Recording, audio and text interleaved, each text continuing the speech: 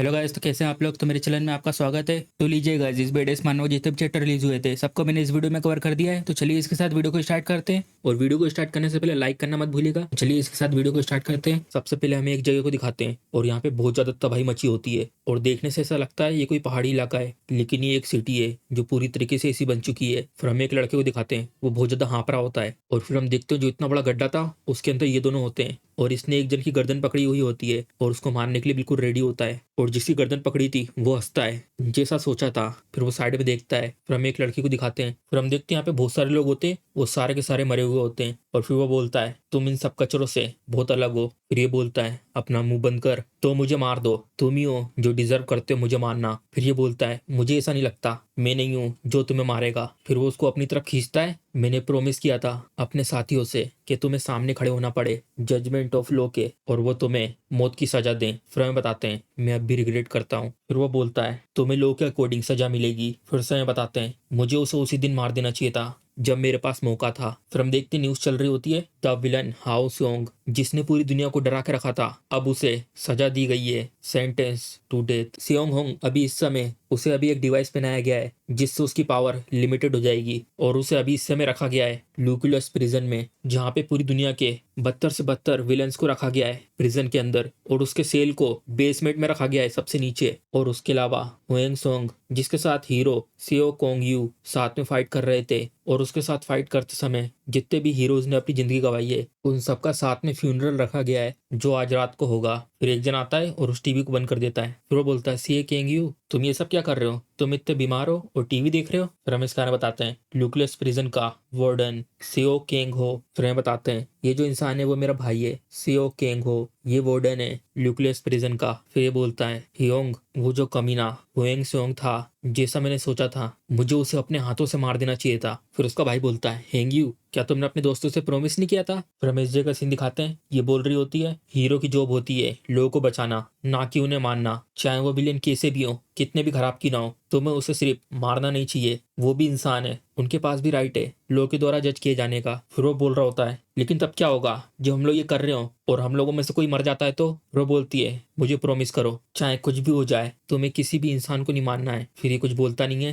फिर हमें यहाँ का सीन दिखाते हैं, मैं भी इससे सहमत हूँ जो उन लोगों ने कहा था वो लो है जो लोगों को जज कर सकता है। ऑफ कोर्स हम वार्डन है जिन्हें ये सब करना पड़ता है। फिर ये उससे बोलता है ये अंदर की इंफॉर्मेशन है बिल्कुल क्लासिफाइड, जो हाउंग से होंगे उसे अगले हफ्ते एग्जीक्यूट किया जाएगा और मैं भी उन सब का पार्ट हूँ। फिर वो कुछ बोलता नहीं है। फिर ये बोल रहा होता है तुमने अपना काम पूरा कर दिया है हीरो के रूप में, बाकी काम हम जैसे प्रिजन ऑफिसर पे छोड़ दो, इसलिए अब ये सब जाने दो और अपने दोस्तों से गुड बाय कह दो। फिर हम देखते हैं यहाँ पे बहुत सारे लेटर और फूल रखे होते हैं और बहुत सारे लोग बोर्ड लेकर धरना कर रहे होते हैं। तो इसी तरह फिर हम देखते हैं वो फूल रखते हैं और फिर एक हफ्ते बाद का सीन, ये वो दिन था हेयोंग सियोंग का एग्जीक्यूशन का दिन और मेरा भाई मारा गया। और ये रो रहा होता है लेकिन क्यों। फिर हम बताते हैं जिसे लोगों के द्वारा जज किया जाना था वो नहीं मारा गया, लेकिन मेरा ब्रदर जो प्रिजन ऑफिसर था वो मारा गया। फिर हम देखते हैं वहीं पे बैठा होता है अपने भाई की फोटो के पास। फिर हम देखते हैं एक जन आता है और बोलता है मिस्टर सी किंग यू। वो बोलती है बहुत ज्यादा लंबा समय हो गया। फिर हम इसका बताते हैं ल्यूक्लियस प्रिजन की प्रिजन ऑफिसर जो सियोन। फिर वो बोलती है क्या हम थोड़ी सी बात कर सकते हैं। फिर वो उसकी तरफ देखता है। फिर हम देखते हैं उसको एक टेबलेट देती है जिसमें एक वीडियो होती है। फिर ये बोलता है ये सब क्या है। फिर वो बोलती है आज ये वीडियो आज की है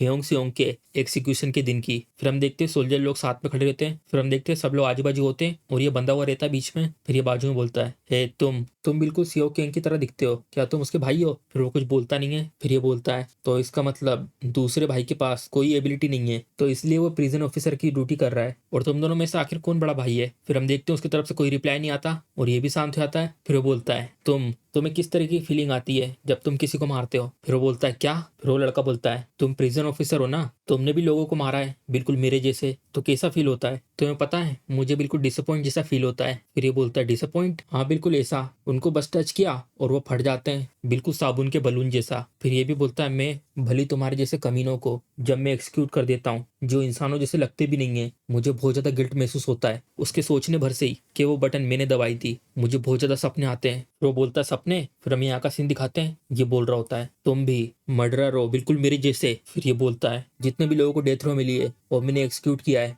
मुझे बहुत ज्यादा सपने आते हैं उनके बारे में। फिर वो बोलता है लेकिन तब भी तुम प्रिजन गार्ड के रूप में यहाँ पे अभी भी ड्यूटी कर रहे हो। फिर वो बोलता है तब भी किसी ना किसी को तो करना ही पड़ेगा, ये मैं सिर्फ अपनी ड्यूटी पूरी कर रहा हूँ प्रिजन गार्ड के रूप में। चलो फिर प्रोसेस स्टार्ट होती है डेथ रो की। हुओंग सुओंग, क्या तुम्हारी कोई आखिरी इच्छा है? फिर ये बोलता है तो तुम दोनों में से कौन है हुओंग? फिर वो बोलता है चलो एक्सिक्यूशन शुरू करते हैं। फिर वो गिनती गाते हैं 3 2 1। फिर हम देखते हैं अचानक से एक रोशनी आती है और आधे में वो वीडियो खत्म हो जाती है और इसको बहुत ज्यादा गुस्सा आ रहा होता है। फिर ये बोलती है जब एक्सिक्यूशन होने वाला था उसी समय पर न्यूक्लियस प्रिजन के अंदर। फिर हम देखते हैं लोग घबरा जाते हैं और ये बोलता है क्या पावर फेल हो चुकी है? लेकिन सारे के सारे प्रिजनर तो यहीं पर है। फिर वो एक तरफ देखता है, फिर एक जन बोलता है जैसा सोचा था। फिर हमें बताते हैं जो मिस्टीरियस ईएमपी अटैक था उसे लॉन्च कर दिया गया है। फिर ये बोलता है हंसते हुए इसका मतलब सिर्फ वही है जो केपेबल है मुझे मारने के। फिर ये बोलता है सबके सब नीचे हो जाओ। फिर हम देखते हैं अटैक आता है और सबके सब नीचे हो जाते हैं। फिर हम देखते हैं हर जगह धुआं हो जाता है। फिर ये रेडियो में बोलता है जल्दी से बैकअप भेजो, जो डेथ रो का सूट था वो अनलॉक हो चुका है। मैं फिर से रिपीट कर रहा हूँ, जो कंट्रोल डिवाइस था वो अनलॉक हो चुका है। फिर वो लड़का उसके पीछे आकर उसके कंधे में हाथ रख देता है। फिर हम देखते हैं अचानक से उसकी बॉडी फूलने लगती है, बूम। फिर हम देखते हैं वो फट जाता है और एक जन ये सब देख रहा होता है और ये बहुत ज्यादा हैरान हो जाता है। फिर ये उसके पास आता है और बोलता है अगर मैं अपना ओपिनियन दूं तो तुम उसके बड़े भाई हो, मैंने सही कहा ना? फिर हम देखते हो अपनी छड़ी निकालता है और चिल्लाते हुए उसके ऊपर अटैक करने जाता है। फिर हम देखते हो उसका हाथी गायब हो जाता है और ये उसकी तरफ देख रहा होता है और फिर अपना हाथ पकड़ के बहुत तेज चिल्लाता है मैं सही हूं ना? क्यों?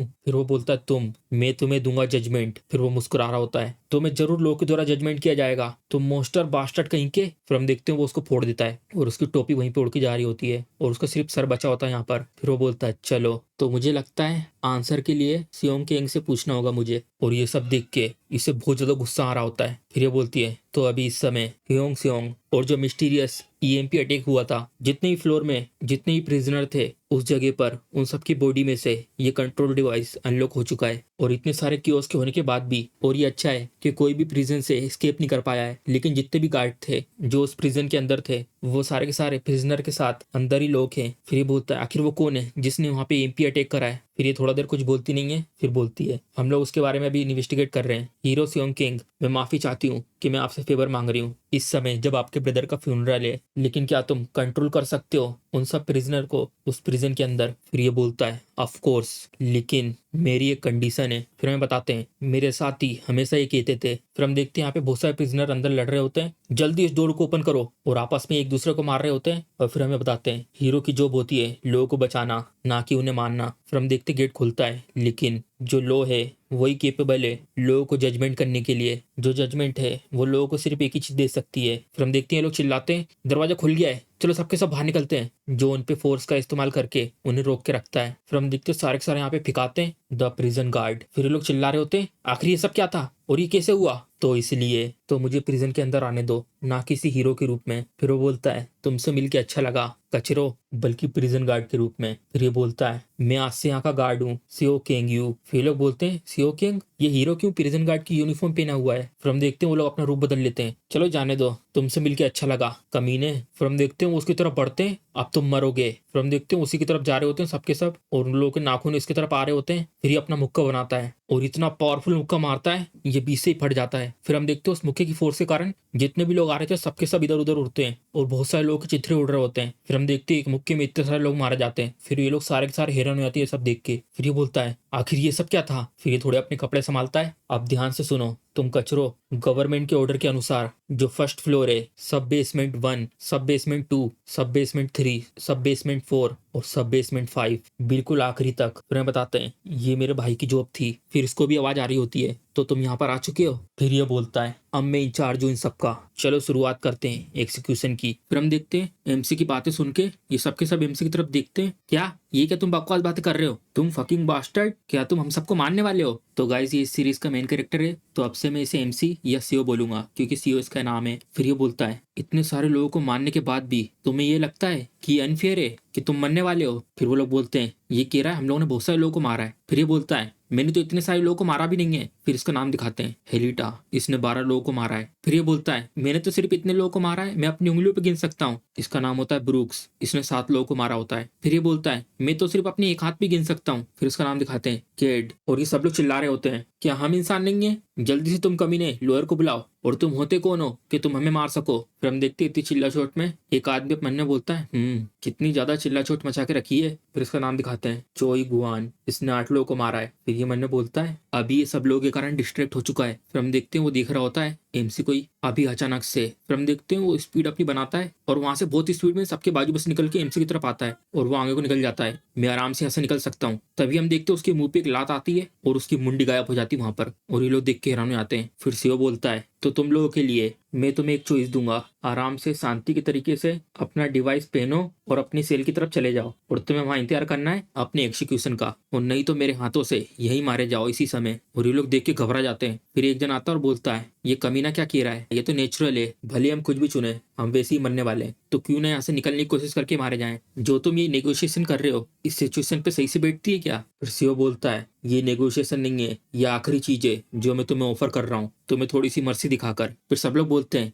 ये कमीना वैसे हम सबको मारने वाला है, इससे तुम्हारी जिंदगी बस थोड़ी सी और बढ़ जाएगी। मुझे लगा कि ये प्रिजन गार्ड है, लेकिन ये हीरो यहाँ पे क्या कर रहा है। फिर ये अपनी एक पावर को यूज करता है। फिर कुछ लोग बोलते हैं मैं यूज करने वाला हूँ कंट्रोल डिवाइस, मे बी। फिर हम देखते हैं अचानक से एक आवाज आती है और ये चिल्लाता है बहुत तेज। तभी हम देखते हैं सबके सब इसकी तरफ देखते हैं। फिर ये कहता है फोकस, सबके सब फोकस करो, भले ये हीरो क्यों ना हो, यहाँ पे कोई जरूरत नहीं है डील करने की, यहाँ पे सिर्फ एक ही स्ट्रॉन्ग आदमी है, और एक्चुअली में मैंने टियर 2 के हीरो को मार चुका है सिर्फ टीम वर्क की मदद से। फिर बाजू में एक लड़का बोलता है क्या ये सच है। फिर सब लोग हंसते हैं ये जरूरी सच होगा। फिर ये बोलता है हाँ बिल्कुल ऐसे ही, तुम्हें डरने की बिल्कुल जरूरत नहीं है, चलो इसे मार डालो, फिर अपनी आजादी की शुरुआत होगी। फिर सीओ बोलता है तो तुम हो वो कचरे जिसके बारे में चीफ बात कर रही थी। फिर हमें बात का सीन दिखाते हैं। ये बोल रही होती है एमसी से ल्यूकुलस प्रिजन है वो सबसे अलग प्रिजन है, और उसमें हर लेवल पे अलग अलग डेंजर आता है। फर्स्ट फ्लोर में सिर्फ वो लोग हैं जिन लोगों ने सिर्फ इंसानों को मारा है, और वहाँ पे 300 से ज्यादा सीरियल किलर है। और फर्स्ट फ्लोर के बेसमेंट में वहाँ पे 100 ऐसे लोग हैं जिन लोगों ने पूरी सिटी को डेंजर में डाल दिया था।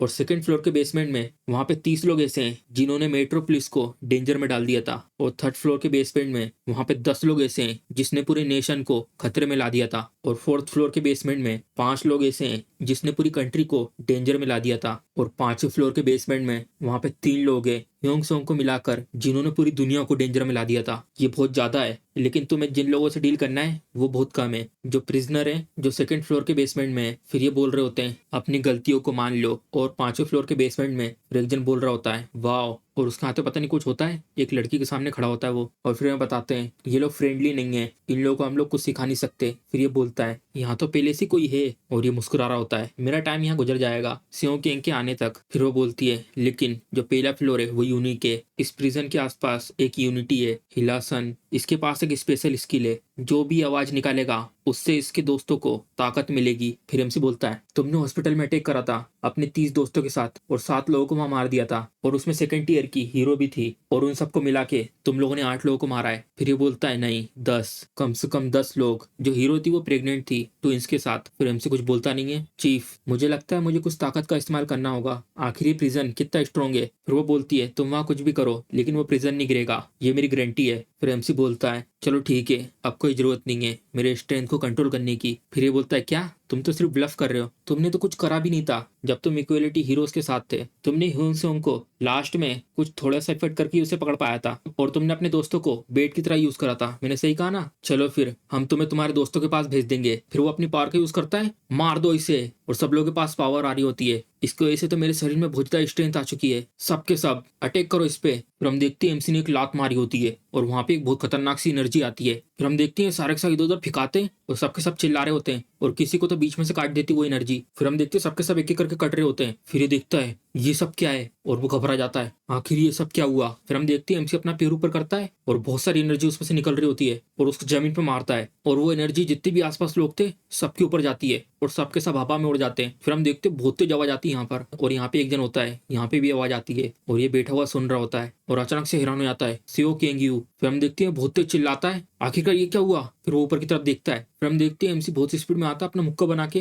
फिर हम देखते हैं एमसी का हाथ, ऐसा लगता है कोई डीमन का हाथ हो, और वो बोलता है मोड। फिर सबके सब चिल्ला रहे होते हैं, रुको ये मत करो, सर्कल। फिर हम देखते हैं वो एनर्जी सबके पास से जाती है, और जितने भी लोग थे सबके पास से एनर्जी आती है, और एमसी उन सबको काट के आगे की तरफ आ जाता है। फिर हम देखते हैं जितने लोगों के पास से एनर्जी आती है सब बीच में से कट रहे होते हैं, और इसको समझ में नहीं आ रहा होता ये सब क्या हो गया, ये नहीं हो सकता। फिर हम देखते हैं एमसी यहाँ खड़ा होता है, सबके सब ऊपर से गिर रहे होते नीचे, और फिर एमसी आगे को निकल जाता है, और सबकी लाशें पीछे पड़ी होती हैं। फर्स्ट फ्लोर का एग्जीक्यूशन कंप्लीट हो चुका है, चलो फिर अंदर अगले प्रिजन की तरफ चलते हैं। फिर हमें बताते हैं अभी तक कितने लोग मारे जा चुके हैं, डजन्स या हंड्रेड्स। तो तुम लोगों को चूज करना है, तुम्हें वो डिवाइस पहनना है या मेरे हाथों से मरना है। और एमसी की बात सुन के लोगों को गुस्सा आ जाता है, तुम कमीने, अब मैं तुम्हें दिखाता हूँ। फिर हम देखते हैं एमसी ने अपना पैर झटका ही होता है, उसकी मुंडी गायब हो जाती है। फिर हमें बताते हैं फर्स्ट फ्लोर में कम से कम 300 लोग थे। फिर हम देखते हैं वो उड़ते हुए जा रहा होता है, और ये देख के घबरा जाता है। फिर ये बोल रहा होता है मैं वो डिवाइस पहन लूंगा, मुझे कुछ मत करना, मैं पहन लूंगा वो डिवाइस। फिर सीओ बोलता है अगर किसी को पता नहीं सीओ कौन है, सीओ अपने एमसी का नाम है, जल्दी आओ और इसे पहन लो। फिर बोलता है ठीक है सर, प्लीज प्लीज मुझे दे दीजिए। फिर एमसी उसकी तरफ देखता है, फिर ये अपना एक अटैक बनाता है, तुम फकर, और उसके ऊपर वो अपना अटैक कर देता है। तुम्हें क्या लगा मैं तुम्हें फॉलो करूंगा कमीने कहीं के। फिर हम देखते वो हैरान हो जाता है, हाँ, और एमसी को कुछ नहीं हुआ होता। फिर हमें बताते हैं जिसको टॉम ने पहले पकड़ा था उनमें से एक विलन ने कहा था जिन लोगों के पास कोई फिजिकल एबिलिटी नहीं है वो सबसे ज्यादा बेकार है। फिर हम देखते हैं इसका नाम होता है टॉम, इक्वलिटी डिवीजन की मेंबर, और वो विलन ये होती है जो सब कुछ बोल रही होती है। तुम्हें नहीं पता कि इतना स्टैटिक फील होता है जब किसी को तुम स्मैश करते हो, जब तुम दूर से शूट करते हो, मैंने सही कहा ना। फिर मैं यहाँ का सीन दिखाते हैं, तो इस तरीके से फील होता है स्टैटिक। तो ये है स्टैटिक, ये बिल्कुल ऐसा फील नहीं होता कि मैंने अपने हाथों से अंडे को तोड़ दिया हो। फिर हम देखते हैं सीओ यहाँ पर आ जाता है और एक बटन दबाता है और वो इस चेंबर में आ जाता है। फिर सामने वाला बोलता है इतनी ज्यादा आवाज थी बाहर, 3 साल हो गए मुझे यहाँ पर रहे, मुझे पता था कि तुम यहाँ पर आओगे, बहुत ज्यादा लंबा समय हो गया हीरो सीओ केंग्यू। फिर हम इसके बारे में बताते हैं फर्स्ट फ्लोर में सोलिटरी प्रिजन के अंदर चियोक फील्डियो, उसका क्राइम होता है कैनिबलिज्म और मल्टीनेशन में तबाही। मुझे लगा कि तुम अपनी जॉब चेंज कर दोगे, देखने में तो ये बिल्कुल भी अच्छा नहीं लग रहा। फिर सीओ बोलता है तुम्हें चूज करना है कि तुम्हें मरना है या नहीं। फिर ये बोलता है अगर मुझे पता होता कि हम इस तरीके से मिलेंगे, तुम और तुम्हारे इक्वलिटी फ्रेंड्स। फिर हमें बहुत पहले का सीन दिखाते हैं जब इसको पकड़ा था, इसको चेन में बांध के रखा होता है। फिर सीओ साइड में देखता है, फिर हम देखते हैं लोगों के टुकड़े करके उसने बर्तन में रखा होता है, और ये सब देख के उसको बहुत ज्यादा गुस्सा आ रहा होता है। फिर पीछे से वो बोलता है क्या है दिखने में अच्छा नहीं लग रहा, तो अब तुम्हें लग रहा होगा ना कि तुम्हें किसी को मानना है, लेकिन तुम ये नहीं कर पाओगे। फिर हम देखते हैं सीओ अपनी पावर का यूज करता है, और फिर उसके साथ ही देखते हैं फिर वो अपना मुक्का बना कर रेडी हो जाता है, मैं तुम्हें मार दूंगा। फिर पीछे से आवाज आती है सीओ केंग्यू। फिर हम देखते हैं इस लड़की ने बोला होता है नहीं ऐसा मत करो। फिर हम देखते हैं एमसी कुछ बोलता नहीं है, लेकिन एमसी बहुत ज्यादा गुस्से में होता है, देखो तुम्हारे दोस्तों को, वो कितना डिसअपॉइंट लग रहा है देखने में। फिर हम यहाँ का सीन दिखाते हैं, एमसी बोलता है अगर तुमने मेरा आंसर नहीं दिया तो मैं ये मान लूंगा कि तुमने मरना चूज किया है। फिर ये बोलता है तुम्हें पता है क्या रीजन था जिसलिए मैंने उन्हें मारा। फिर हम देखते हैं एमसी ने उसकी गर्दन उड़ा दी होती है, मैं इन सब में इंटरेस्टेड नहीं हूँ। फिर पीछे से वो बोलता है क्योंकि मैं चाहता था कि वो लोग मुझे याद रखें, तो इसलिए मैंने उन्हें मार दिया, और मैं ऐसा आदमी बन गया जिसको कोई भूल नहीं सकता। उनकी पूरी जिंदगी में जब वो लोग मेरी एबिलिटी से मर रहे थे, उसके कारण वो लोग कभी भी मुझे नहीं भूल सकते। उन लोगों की दोनों आंखों में हमेशा मेरी छवि रहेगी। मैं प्रूफ के रूप में तुम्हें दिखा सकता हूँ, जिन भी लोगों को मैंने मारा है उन लोगों की मेमोरी में तुम्हें दिखा सकता हूँ। क्या मैं तुमको उन सबको एक एक करके दिखाऊं, ये बच्चा। फिर हम देखते हैं अचानक से सामने देखता है और एमसी इसका हाथ काट देता है, और फिर अपना हाथ पकड़ लेता है। फिर एमसी बोलता है क्योंकि तुम सोलिटरी प्रिजन में हो, इसलिए मैं तुम्हारी ये बकवास जल्दी बंद करना चाहता हूँ। तुम्हारे पास कोई टाइम नहीं है मेरे पास अटैक करने का तुम्हारी एबिलिटी से। फिर वो सामने वाला हंसने लगता है, चलो मैं तुमसे कुछ पूछता हूँ मरने से पहले, तुम्हें याद है जितने भी लोगों को तुमने अभी तक मारा है। फिर से वो बोलता है नहीं, ये वर्थ इट नहीं है उन लोगों को रिमेम्बर करना, और स्पेशली तुम्हारे जैसे कचरों को। फिर हम देखते हो सामने देख के थोड़ा चौंक जाता है। फिर हम देखते हैं एमसी के जितने लोग होते हैं उसका इल्यूजन एमसी को दिखाई दे रहा होता है। फिर ये बोलती है केंग्यू ऐसा मत करो। फिर हम देखते हैं ये थोड़ा हैरान लगता है। फिर ये लोग भी बोलते हैं केंग्यू लेकिन तुम्हें तो ये लोग याद हैं। फिर हम देखते हैं वो लोग बोल रहे होते हैं केंग्यू सीओ केंग्यू। फिर हम देखते हैं अटैक उसके पास आता है और एमसी कुछ नहीं देखता, उन लोगों को काटते हुए आगे निकल जाता है। फिर सीओ बोलता है कि अब तुम्हारी चीप ट्रिक खत्म हो चुकी है, और ये भी बहुत ज्यादा हैरान लगता है, मुझे तो विश्वास ही नहीं हो रहा कि तुमने अपने दोस्तों को बिना हेजिटेशन के काट दिया। फिर एमसी बोलता है तो ऐसा है। फिर ये देखता है सामने, फिर वो उसको काट के आगे निकल जाता है, वो सिर्फ एक इल्यूजन था। फिर हम देखते हो नीचे गिर रहा होता है। फिर सीओ बोलता है और वैसे भी अब से मैं हीरो नहीं हूँ, मैं एक प्रिजन गार्ड हूँ। फिर ये बोलता है क्या तुम सिर्फ एक प्रिजन गार्ड नहीं हो, तुम एक मॉन्स्टर हो, एक मॉन्स्टर बिल्कुल ह्योंग स्योंग जैसा। फिर ये गुस्से में पीछे देख रहा होता है। फिर हमें दिखाते हैं ह्योंग स्योंग को, ये बोल रहा होता है हाँ ये सब क्या था, तुमने तो बिल्कुल भी रजिस्ट नहीं किया। फिर ये कुछ बोलती नहीं है सीओ केंग्यू, तुम कब नीचे आओगे? अगर तुम नहीं आओगे तो मैं ऊपर आ जाऊंगा। फिर हमें बाहर का सीन दिखाते हैं, रात हो चुकी होती है। फिर हम देखते हैं प्रिजन के बाहर पहाड़ी के ऊपर कुछ लोग होते हैं और एक जन इस लड़की से बोलता है, सिनकानिन तुम कब स्टार्ट करोगी? फिर ये बोलती है वो आ चुका है। फिर वो बोलता है हाँ ये वही है मेरा डियर हस्बैंड। फिर साथ में जो लोग होते हैं वो बोलते हैं क्या तुम्हारा हस्बैंड? फिर वो मुस्कुराते हुए बोलती है हाँ मेरा हस्बैंड। फिर आदमी बोलता है सिंकानिम क्या तुम्हारा हस्बैंड हियोंग सुंग नहीं है? फिर हम इसका नाम दिखाते हैं कनीस। फिर ये बोलती है हाँ इसने सही कहा सिंका, यही तो रीजन था, इसलिए तो तुमने ईएमपी अटैक करा उसको बचाने के लिए। फिर हम इसका नाम दिखाते हैं केटो। फिर वो आदमी बोल रहा होता है और वो जो इंसान है वो हीरो है और वो इंसान सिर्फ काम आएगा लोगों के डेवलपमेंट में। फिर ये बोलती है हाँ वो एक हीरो था लेकिन मैं उसको इस तरीके से नहीं देखती हूँ। फिर हम देखते हैं वो लोग वापस एमसी को देख रहे होते हैं। फिर वो पीछे कनिस बोलता है तो तुम्हें सिर्फ एक जन को चूज करना है। फिर केटो बोलती है हाँ वो सही कह रहा है, 2 लोगों से शादी करना इलीगल है। फिर सिंका बोलती है मैं बस ये जानना चाहती हूँ कि ये यंगर है या ओल्डर है, ये सबसे ज्यादा इंपॉर्टेंट क्वेश्चन है। और वैसे ही वो दोनों एक दूसरे को पसंद भी नहीं करते और या शायद जो इन दोनों में से जिंदा बचेगा वही मेरा होगा। तो देखते हैं कौन जिंदा बचता है इन दोनों में से। फिर हम देखते हैं चीफ यहाँ पे आ जाती है और बोलती है तुमने अच्छा काम किया प्रिजन गार्ड सीओ केंगयू। फिर वो साइड में देखती है तुमने तो पहले फ्लोर को इतनी जल्दी क्लियर कर दिया, अब इसके बाद से जितने भी प्रिजनर है सबकी पावर बढ़ती जाएगी, तो इसीलिए थोड़ी देर के लिए ब्रेक ले लो। फिर सीओ बोलता है मैं ऐसा नहीं कर सकता, मैं वहां पर अभी जाऊंगा, जल्दी से इस डोर को ओपन करो। फिर ये बोलती है तो ऐसी बात है, इससे पहले कि तुम वहां पर जाओ मैं तुमसे एक फेवर मांगना चाहती हूँ। जो इसके बाद का लोअर फ्लोर है वहां पे अभी भी कुछ गार्ड जिंदा है और उन लोगों ने अपना सिग्नल भेजा है हमको। फिर एमसी बोलता है कितने गार्ड्स? तो कितने गार्ड हर फ्लोर पर होंगे? तुम्हें क्या लगता है क्या हम उन्हें उनके फैमिली मेंबर तक पहुंचा सकते हैं? फिर चीफ बोलती है फर्स्ट फ्लोर के नीचे वाले जितने भी कम्युनिकेशन डिवाइस थे वो सारे के सारे टूट चुके हैं और मुझे एग्जैक्ट नंबर नहीं पता कि वहाँ पे कितने लोग हैं, लेकिन मैं श्योर हूँ वहाँ पे सिर्फ एक ही जन है। फिर हम देखते हैं एक जन के पैर कटे हुए होते हैं, वो आगे की तरफ जा रहा होता है। वो इसलिए क्योंकि 5वें फ्लोर के बेसमेंट में जितने भी कम्युनिकेशन डिवाइस है वो अभी भी काम कर रहे हैं, इसलिए मैं श्योर हूँ। फिर हम देखते हैं बोल रहा होता है मेरी कोई मदद करो। फिर हम देखते हैं वही विलन एन्यू उसके पीछे होता है और वो लड़की को भी अपने साथ लेकर घूम रहा होता है और ये गार्ड चिल्ला रहा होता है मेरी मदद करो, कोई भी है यहाँ पर प्लीज मेरी मदद करो। फिर हम देखते हैं अपनी पावर का यूज करता है और ये भी फूलने लगता है और हर जगह खून के छींटे उड़ते हैं। और गाइस कुछ भी कहो ये वाला जो सीन है बहुत ज्यादा तगड़ा है और ये बोल रहा होता है मैं तुम्हें दिखाऊंगा जो भी इस जगह को कैमरे से देख रहा है। फिर हम देखते हैं एमसी बोलता है मैं जा रहा हूँ नीचे की तरफ। फिर हम देखते हैं कुछ लोग बोलते हैं रेडियो में मैं ओपन कर रहा हूँ गेट जो फर्स्ट फ्लोर से बेसमेंट की तरफ जाता है। फिर ये बोलती है मैं परमिशन देती हूँ। फिर हम देखते गेट खुल रहा होता है और फिर चीफ बोलती है मैं फिर से कह रही हूँ तुम अपना ध्यान रखना क्योंकि अब जो ताकत है वो डिफरेंट होगी, क्योंकि सेकंड फ्लोर में सब लोगों की ताकत बहुत ज्यादा होगी फर्स्ट फ्लोर से, ये बिल्कुल जमीन और आसमान की तरह होगा। फिर एमसी सामने की तरफ देखता है। फिर हम देखते हैं सारे के सारे एमसी पे एक साथ हमला करते हैं। फिर ये लोग बोलते हैं तुम कमीने। फिर बाजू वाला बोलता है जो फास्ट होगा वही जीतेगा। फिर हम देखते हैं एमसी के ऊपर बहुत सारे अटैक होते हैं। फिर ये लोग बोलते हैं शूट करो उसे, शूट करो। फिर दूसरा बोलता है मुझे पता था वो आएगा, तुम्हें क्या लगा हमने कोई तैयारी नहीं करी होगी? फिर ये चिल्ला के बोलती है सीओ केंगयू। फिर एक जन बोलता है तुम्हें सबसे पहले अपने आप की चिंता करनी चाहिए। फिर हम देखते हैं एक जन इसके पास से आता है अपना अटैक तैयार करके, फिर तुम्हें दूसरों के बारे में चिंता करनी चाहिए। फिर उसको हाथ जाता है आगे की तरफ और उसको गर्दन से पकड़ के उठा देता है। तो ये है बॉस, मैंने सही कहा ना, ये तो बहुत ज्यादा अच्छा मौका है, मैं हमेशा से इसके एरोगेंट फेस को तोड़ना चाहता था, क्या अब मैं वो सब करूं? फिर ये पीछे की तरफ अपने दोस्तों से बोलता है तुम कमीनो, ये प्रिजन गार्ड है लेकिन जो सबसे पहले यहाँ पहुंचेगा वही सब कुछ पाएगा। फिर वो पीछे देखता है और बहुत ज्यादा हैरान हो जाता है। फिर हम देखते हैं पीछे कोई नहीं बचा होता, सारे के सारे पीछे मरे पड़े होते हैं। फिर ये देखता है क्या, फिर ऊपर की तरफ देखता है। फिर एमसी अपना मुक्को बना के आ रहा होता है और बहुत तेज भर के देता है उसमें। फिर हम देखते हैं उसके शरीर के टुकड़े इधर उधर गिर रहे होते हैं और चीफ भी उसके हाथ से बच जाती है। और फिर चीफ देख रही होती है इधर उधर उसके टुकड़े जा रहे होते हैं। फिर एमसी बोलता है नीचे मत आना, सेकंड बेसमेंट फ्लोर में वो बहुत ज्यादा डेंजरस है। फिर वो बोलती हाँ हाँ ठीक है मैं समझ गई। फिर वो बोलती प्रिजन गार्ड सियोंग केंगयू जो टॉम है जिसने टोमोक्यू को पकड़ा था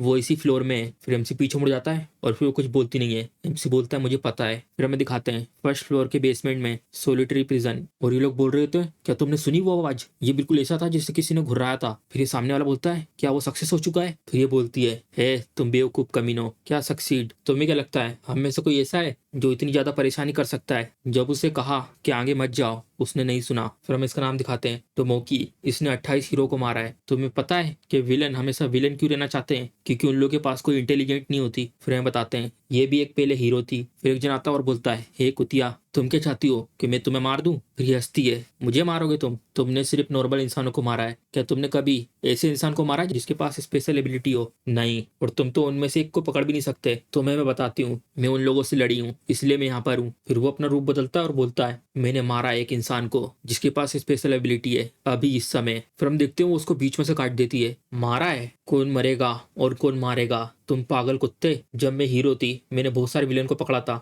तो मुझे पता है ऐसे इंसान को कैसे पकड़ना है जिसके पास स्पेशल एबिलिटी हो। और इस नॉलेज के साथ मैंने बहुत से लोगों को मारा है। फिर हम देखते हैं वो अब कट के गिर रहा होता है। फिर ये बोलती है, चलो अब मैं तुम्हें सिखाती हूँ, अगर तुम मेरे साथ ज्वाइन होते हो तो मैं तुम्हें सिखाऊंगी कि कैसे हंट करना है जिसके पास स्पेशल एबिलिटी हो। और सबसे ज्यादा इंपॉर्टेंट, मुझे पता है सियो केंग्यू की एबिलिटी। फिर एक जन बोलता है, क्या तुम्हें पता है सियो केंग्यू की एबिलिटी? तुम्हें ये सब कैसे पता? मैं भी पहले हीरो थी, इसलिए मुझे पता है बहुत से हीरो की इन्फॉर्मेशन। फिर एक दिन बोलता है, तो क्या बदल जाएगा अगर तुम्हें उसकी एबिलिटी के बारे में पता है? जो हमारा अपोनेंट है वो इक्वलिटी ग्रुप में से, और उस ग्रुप में सिर्फ फर्स्ट ईयर के हीरो होते हैं, और वो बिल्कुल डिफरेंट है तुम्हारे जैसे 30 ईयर हीरो से। फिर ये बोलते हैं, जब से लाओसा बनी थी इक्वलिटी ग्रुप की लीडर, वहाँ पे एक रिफॉर्म होता है हीरो इंडस्ट्री में। सबसे पहले वो हीरोज का मीनिंग पूछेंगे और लोगों को रोकेंगे विलन को मानने से। और दूसरा, वो लोग रेगुलर हीरो आपस में मिलकर वो लोग ट्रेनिंग करते हैं। और आखिरी, और जो हीरो का ग्रेडिंग सिस्टम है जो रैंकिंग बताता है फर्स्ट ईयर से 5th ईयर तक। और मैं अचानक से ये सब तुम्हें क्यों कह रही हूँ? जब सियो केंग्यू ने ज्वाइन किया था इक्वलिटी को, जब ग्रेडिंग सिस्टम पूरी तरीके से अबोलिश हो चुका था, सियो केंग्यू ने ज्वाइन किया था इक्वलिटी को बिना किसी टेस्ट और एग्जामिनेशन के और बिना किसी अचीवमेंट के, और लोग उसे पैरासूट अचीवमेंट कहते हैं। और यहाँ पे बहुत सारे ऐसे र्यूमर थे कि वो और लाओसा सीक्रेट लवर हैं। फिर वो बोलता है, और वैसे भी मैंने सियो केंग्यू को लड़ाई करते हुए देखा नहीं है, लेकिन तब भी उसने फर्स्ट फ्लोर को कितनी आसानी से क्लीन कर दिया बिना कोई टाइम बर्बाद करे। वो कम से कम 2nd ईयर का हीरो तो होगा, हमारे लेवल से ऊपर। फिर ये बोलती है, जो फर्स्ट फ्लोर था उसमें सिर्फ चूहे भरे हुए थे। फिर हमें बाजू वाले का नाम दिखाते हैं, चोई मोक गैंग। इसने 1748 लोगों को मारा है। और बाजू वाले का जिसके मुंह पे कट लगा होता है उसका नाम होता है हेयोन। इसने 1983 लोगों को मारा होता है। और फिर वो बोलती है, तुम सब लोग भी आराम से क्लियर कर सकते हो। फिर हमें पीछे वाले का नाम दिखाते हैं, कुरी। इसने 2270 लोगों को मारा होता है। और सामने वाले का मीडू, इसने 3521 लोगों को मारा होता है। फिर वो बोलती, मैंने सही कहा ना? फिर हमें इसका नाम दिखाते हैं, स्पीच। इसने मारा होता है 6435 लोगों को। मैं नहीं कह रही हूँ कि सियो केंग्यू वीक है, वो डेफिनेटली बहुत स्ट्रॉन्ग है, लेकिन मुझे पता है सियो केंग्यू की वीकनेस, तो हम उसे डेफिनेटली हंट कर सकते हैं। फिर ये बोलता है, तुम्हें पता उसकी वीकनेस? फिर बोलती है, हे तुम लोग, क्यों तुम सब लोग ऐसा बिहेव कर रहे हो? क्या हमारे पास कोई और ऑप्शन है? तुम्हें क्या करना है? तुम्हें डिसाइड करना है जल्दी से। एनिमी पास आते आ रहा है, तुम्हें पता है ना? फिर सब लोग अपने हाथ उठाते हैं, मैं ज्वाइन करूंगा फोर्स, मैं भी ज्वाइन करता हूँ। फिर वो बोलती है, तुम्हारा क्या ख्याल है? मैं भी ज्वाइन करता हूँ। अब बताओ तुम्हारा प्लान क्या है? फिर हम बताते हैं, सेंचुरीज पहले जब इंसानों के पास सुपर पावर आई थी, स्कॉलर्स ने रिसर्च करके क्लासिफाइड करा था सुपर पावर को कि वो उनको किस कैटेगरी में रखेंगे। जो एबिलिटी है जिससे तुम ट्रांसफॉर्म हो सकते हो और बॉडी को एनहेंस कर सकते हो, वो फिजिकल सीरीज है सुपर पावर में। जो एबिलिटी है जिसमें तुम कुछ भी क्रिएट कर सकते हो, उसे क्रिएशन सीरीज में रखा है। और जिनको पहले कैटेगरी में नहीं बताया गया उनको रखा गया है स्पेशल सीरीज में। फिर ये लोग सारे के सारे चुप होते हैं। फिर एमसी की टोपी दिखाते हैं और एमसी सामने खड़ा होता है। फिर वो किसी एबिलिटी का यूज करते हैं, वो आ चुका है यहाँ पर, टारगेट यहाँ पे आ चुका है। फिर हम देखते सारी इन्फॉर्मेशन इनके पास जारी होती है, क्या तुम देख सकती हो? फिर वो बोलती है, हाँ मैं देख सकती हूँ उसे। फिर हम इस एबिलिटी के बारे में बताते हैं, ये फिजिकल सीरीज में आती है, ब्रेन वॉश कम्युनिकेशन। फिर ये मन में बोलती है, सियो केंग्यू की सुपर पावर ये फिजिकल सीरीज है, बिल्कुल मेरी जैसी। फिर हम बताते हैं, तो मोकी को लगा कि उसने सियो केंग्यू की वीकनेस को ढूंढ लिया है जब उसने उसकी ट्रेनिंग को देखा था हीरोज के समय में। फिर हम बताते हैं, वो रोबोट कॉम्बैट मोड में आ चुका है प्रैक्टिस करने के लिए। फिर ये मन में बोलती है, देखो उस लड़के को। फिर हम देखते हैं रोबोट अपनी पावर यूज करता है, इंगेजिंग कॉम्बैट मोड। फिर हम यहाँ का सीन दिखाते हैं, सियो बोल रहा होता है, कंट्रोल डिवाइस, ठीक है, अगर तुम्हें मानना नहीं है तुम्हें चूज करना है। फिर हम देखते हैं बाजू से एक रोशनी आती है और सीधे इसके पास एक ब्लास्ट होता है। फिर ये मन में बोलती है, इसने उस अटैक को बिल्कुल डोज नहीं करा था। फिर हम देखते हैं, ये होता है जिसने अपनी पावर को यूज करा होता है एमसी के ऊपर। तो मोकी ने प्रिजन के दरवाजे को यूज करा था शील्ड के रूप में, और इससे उसने क्रिएशन एबिलिटी का यूज करा, इससे वो अटैक दूर की तरफ छोड़ सकता है। फिर हम देखते हो सारे के सारे एमसी पे हमला कर रहे होते हैं। फिर वो लड़का बोलता है, जैसा तुमने कहा था ये तो सारे हमले अपने ऊपर ले रहा है, लेकिन टोमोची को ये नहीं पता था जो रीजन था जिसके कारण सियो केंग्यू ने किसी अटैक को डोज नहीं किया था। जो फैक्ट था कि इसने उस अटैक को डोज नहीं करा क्योंकि वो वर्थ इट नहीं है डोज करने के, इसलिए टिमोकी ने एक और पैटर्न का यूज करा, लॉन्ग रेंज अटैक। फिर हम देखते हैं अचानक से एमसी के हाथ पैर में कुछ लोहे की चीज बन जाती है और एमसी के हाथों और पैरों में वो चीज टाइट से बन जाती है और एमसी सीधा खड़ा रहता है। फिर जिसने वो लगाया था वो बोलता है, अटैचमेंट कंप्लीट हो चुकी है, सुपर पावर को कंट्रोल करने वाला डिवाइस। फिर हम यहाँ का सीन दिखाते हैं, जैसा तुमने मुझे कहा था मैंने ये सारे की सारी चीजें कलेक्ट कर ली है उन सब गार्ड्स की लाशों से, लेकिन ये तो कंट्रोल डिवाइस है फर्स्ट बेसमेन लेवल का, क्या इसको कोई इफेक्ट होगा? फिर ये बोलती है चिंता मत करो, हमें बस उसके ऊपर अटैक करने ऐसे मल्टीपल डिवाइस को। जो ये डिवाइस है फर्स्ट बेसमेन लेवल का, अगर तुमने सेकंड ईयर हीरो में ऐसे 10 लगा दिए और अगर तुमने 15 लगा दिए फर्स्ट ईयर के हीरो में ऐसे, तो तुम उसकी एबिलिटी को सील कर सकते हो। मिलियन तुम अपनी लॉन्ग रेंज एबिलिटी का यूज करके उसके ऊपर इसे लगा देना। फिर बोलता ठीक है चलो ये तो हो गया, अब बस सेफ्टी के लिए चलो उसके ऊपर 30 अटैच करते हैं। हम देखते हैं एमसी के ऊपर 30 लगे होते हैं वो डिवाइस। फिर लोग चिल्ला रहे होते हैं अब तुम मरोगे कमीने। फिर लाल बाल वाला बोलता है सारे डिवाइस अटैच हो चुके हैं। फिर हम बताते हैं लेकिन यहाँ पे 3 एरर थे टोमोकी के स्ट्रेटेजी में। फिर हम देखते हैं वो कूलर टूटने लगते हैं और एमसी बहुत ज्यादा खतरनाक लग रहा होता है इस समय। फिर हम बताते हैं जो पहला एरर था सेओ केंग्यू की स्ट्रेंथ। फिर हम देखते हैं सबके सब ऊपर देखते हैं एक मुक्का आता बहुत स्पीड में, वो फर्स्ट ईयर हीरो से बहुत आगे। फिर हम देखते हैं पावर का यूज करके सिग्नल भेजता है, फिर उसके पसीने आ जाते हैं। जो कंट्रोल डिवाइस थे वो सारे के सारे टूट चुके हैं। ये बोलती है क्या? फिर हम देखते हैं चिल्लाने की आवाज आ रही होती है यहाँ पर और ये बोल रहा होता धत्तेरी की। और फिर चिल्ला रही होती है अगली स्ट्रेटेजी, जल्दी उन्हें कहो अगली स्ट्रेटेजी को यूज करें। फिर ये बोलता है सबके सब दूसरी स्ट्रेटेजी को यूज करो। फिर वो लोग एमसी से बोलते हैं हिलना मत वहां से। फिर हम देखते हैं एक जन को उसने होस्टेज रखा होता है, अगर तुम वहां से हिलोगे मैं इसे मार दूंगा। फिर हम देखते हैं बहुत सारे लोग होते हैं जिसको बंदी बनाया होता है, अगर तुम इन सब गार्ड को बचाना चाहते हो। फिर हम देखते हैं एमसी अपनी उंगली ऊपर करता है और सबके ऊपर अपनी पावर को यूज कर देता है उन गार्ड्स को छोड़कर। और जो सेकंड एरर था सेओंग क्योंग की एबिलिटी, मुझे लगा था कि ये फिजिकल सीरीज है। फिर ये बोलता है लेकिन मुझे नहीं पता कि किसी की ऐसी एबिलिटी है। फिर हम बताते हैं ये भी एक स्पेशल सीरीज है। और जो तीसरा आखिरी एरर है और ये लड़का बोल रहा होता है धत्तेरी की अब हम क्या करें, क्या हमें वो कंट्रोल डिवाइस पहन लेना चाहिए? फिर वो चिल्लाते हैं हे इधर देखो मैंने पहन लिया कंट्रोल डिवाइस को, बस मेरी जिंदगी। फिर हम देखते हैं अचानक से कुछ होता है और एक अटैक आता है उसकी तरफ। फिर हम देखते हैं एमसी अपनी तलवार बनाता है और घुमा घुमा के सब में मारता है। फिर हम बताते हैं ये ऐसा है जो स्ट्रेटेजी में कोई रिस्पॉन्स नहीं देता। फिर हम देखते हैं एमसी ने यहाँ पे एक हमला किया होता है और एमसी अपनी तलवार अभी भी घुमा रहा होता है। फिर से दूसरी जगह पे एक हमला करता है और जहाँ पे भी एमसी का हमला जाता है वो बीच में से कटते जा रहे होते हैं। फिर एमसी बोलता है इतनी जल्दी? फिर हम बताते हैं बहुत ज्यादा लेट हो चुका है स्ट्रेटेजी के लिए, बहुत ज्यादा लेट। फिर हम देखते हैं कम्युनिकेशन डिवाइस में एक धमाका होता है और इसके पसीने आ जाते हैं और ये बहुत ज्यादा हैरान हो जाता है धत्तेरी की। और ये उसको चिल्ला रहा होता है ये सब क्या हुआ, उसने तो एक ही बार में सबको वाइप आउट कर दिया, क्या तुम्हारे पास एक और प्लेन नहीं है? फिर ये बोलती है कि ये कैसे हो सकता है, ये तो इम्पॉसिबल है। वो फिर से चिल्ला रहा होता है कहो कुछ धत्तेरी की, मुझे तुम्हारे पर भरोसा नहीं करना चाहिए था। फिर वो बोलती है तुमने कहा कंट्रोल डिवाइस काम नहीं करे, लेकिन वो कंट्रोल डिवाइस पूरे 30 थे। वो फिर से चिल्लाते हुए बोलता है मैं उन कंट्रोल डिवाइस को पहन लेता, भले कुछ समय के लिए मैं जिंदा तो रहता। फिर ये बोलती है चुप हो जाओ, तुम चुप हो जाओ। फिर हम देखते हैं उसके पेट में एक हमला कर देती है। तुम्हें क्या लगता तुम हो कौन जो मेरे सामने इतनी ऊंची आवाज में बात कर रहा है? तुम्हें क्या लगा हम लोग सेम लेवल के हैं? क्योंकि हम लोग साथ में, मेरे पास काफी थे जिसमें मैं फर्स्ट ईयर की हीरो की एबिलिटी को सील कर सकती थी, लेकिन वो सारे के सारे टूट गए। अगर ये इतना स्ट्रॉन्ग है तो क्यों उसने फ्रंट लाइन में जाके लड़ाई नहीं करी? फिर ये चिल्ला रही होती है ये कोई सेंस नहीं बना रहा दफ्तेरी की। फिर वो साइड में देखती है। फिर हम देखते हैं वो गार्ड जा रहा होता है और ये गुस्से में उसकी तरफ देखती है और फिर ये रोने लगता है कोई मुझे बचाओ प्लीज, कोई मुझे बचाओ। फिर वो हमला करने के लिए तैयार हो जाती है। फिर हम देखते हैं उसका हाथ वहीं के वहीं कट जाता है। फिर वो हैरान हो जाती है, अपने हाथ को देखती है और पीछे की तरफ देखती है। फिर हम देखते हैं एमसी आ चुका होता है। फिर एमसी बोलता है हीरो टोमोकी, और ये गार्ड चिल्लाते हुए भगता है नहीं टोमोकी सही रहेगा, क्या तुम्हारी कोई आखिरी इच्छा है? फिर ये हंसती है दस्तेरी की, मेरे तो लग गए। फिर एमसी बोलता है क्या ये तुम्हारे आखिरी वर्ड हैं? फिर ये बोलती है क्या ऐसा सच है जितने भी इक्वलिटी हीरो थे तुम्हें मिला के सारे मर चुके हैं? फिर एमसी बोलता है हाँ। फिर वो हंसती है तो ऐसी बात है तो इसका मतलब टॉम भी मर चुकी होगी। फिर ये कुछ बोलता नहीं है। फिर वो हंसती है तो इसका मतलब वो भी मर चुकी है। मैंने उससे कहा था हीरो मत बनो, क्या बेवकूफ छोटी बहन थी, तुम इक्वलिटी के मेंबर हो लेकिन तब भी तुम लोगों को मार रहे हो। क्या दूसरे हीरोज को तुम्हारी एबिलिटी के बारे में पता था? तुम्हें पता है ना लाओसा कितनी ट्राई कर रही थी हीरो इंडस्ट्री को चेंज करने की, लेकिन तुम्हारी वजह से सब कुछ स्क्वायर वन पे आ गया। क्या राउजा दुखी नहीं होगी उसकी अगली जिंदगी में? फिर हमसे कुछ बोलता नहीं है। फिर हमसे बाद में बोलता है तुम्हारे जो आखिरी वर्ड है वो बहुत ज्यादा लंबे हैं। फिर हमें बताते हैं जो हीरो इंडस्ट्री है वो कोई नॉर्मल नहीं है, ये सब टोमोकी ने फेल किया था जब वो हीरो बनी थी, क्योंकि वो लोग विलन को एलिमिनेट करते हैं। इसका मतलब ये नहीं कि वो लोग भी अच्छे हैं। फिर एक जन की आवाज आती है प्लीज मेरी मदद करो। फिर हम देखते हैं एक जन ने एक लड़की को हॉस्टेज बनाया होता है और वो चिल्ला रही होती है प्लीज मेरी मदद करो। फिर वो लड़का बोलता है शांत रहो अगर तुम हिलोगी। फिर हम देखते हैं उसने आदमी के साथ उस लड़की को भी साथ में काट दिया होता है। मिशन करते समय अगर सिविलियन भी मर जाते हैं जो हीरो का स्टेटस है वो चेंज नहीं होता। फिर ये बोल रहा होता है मिशन कंप्लीट, जो रीजन था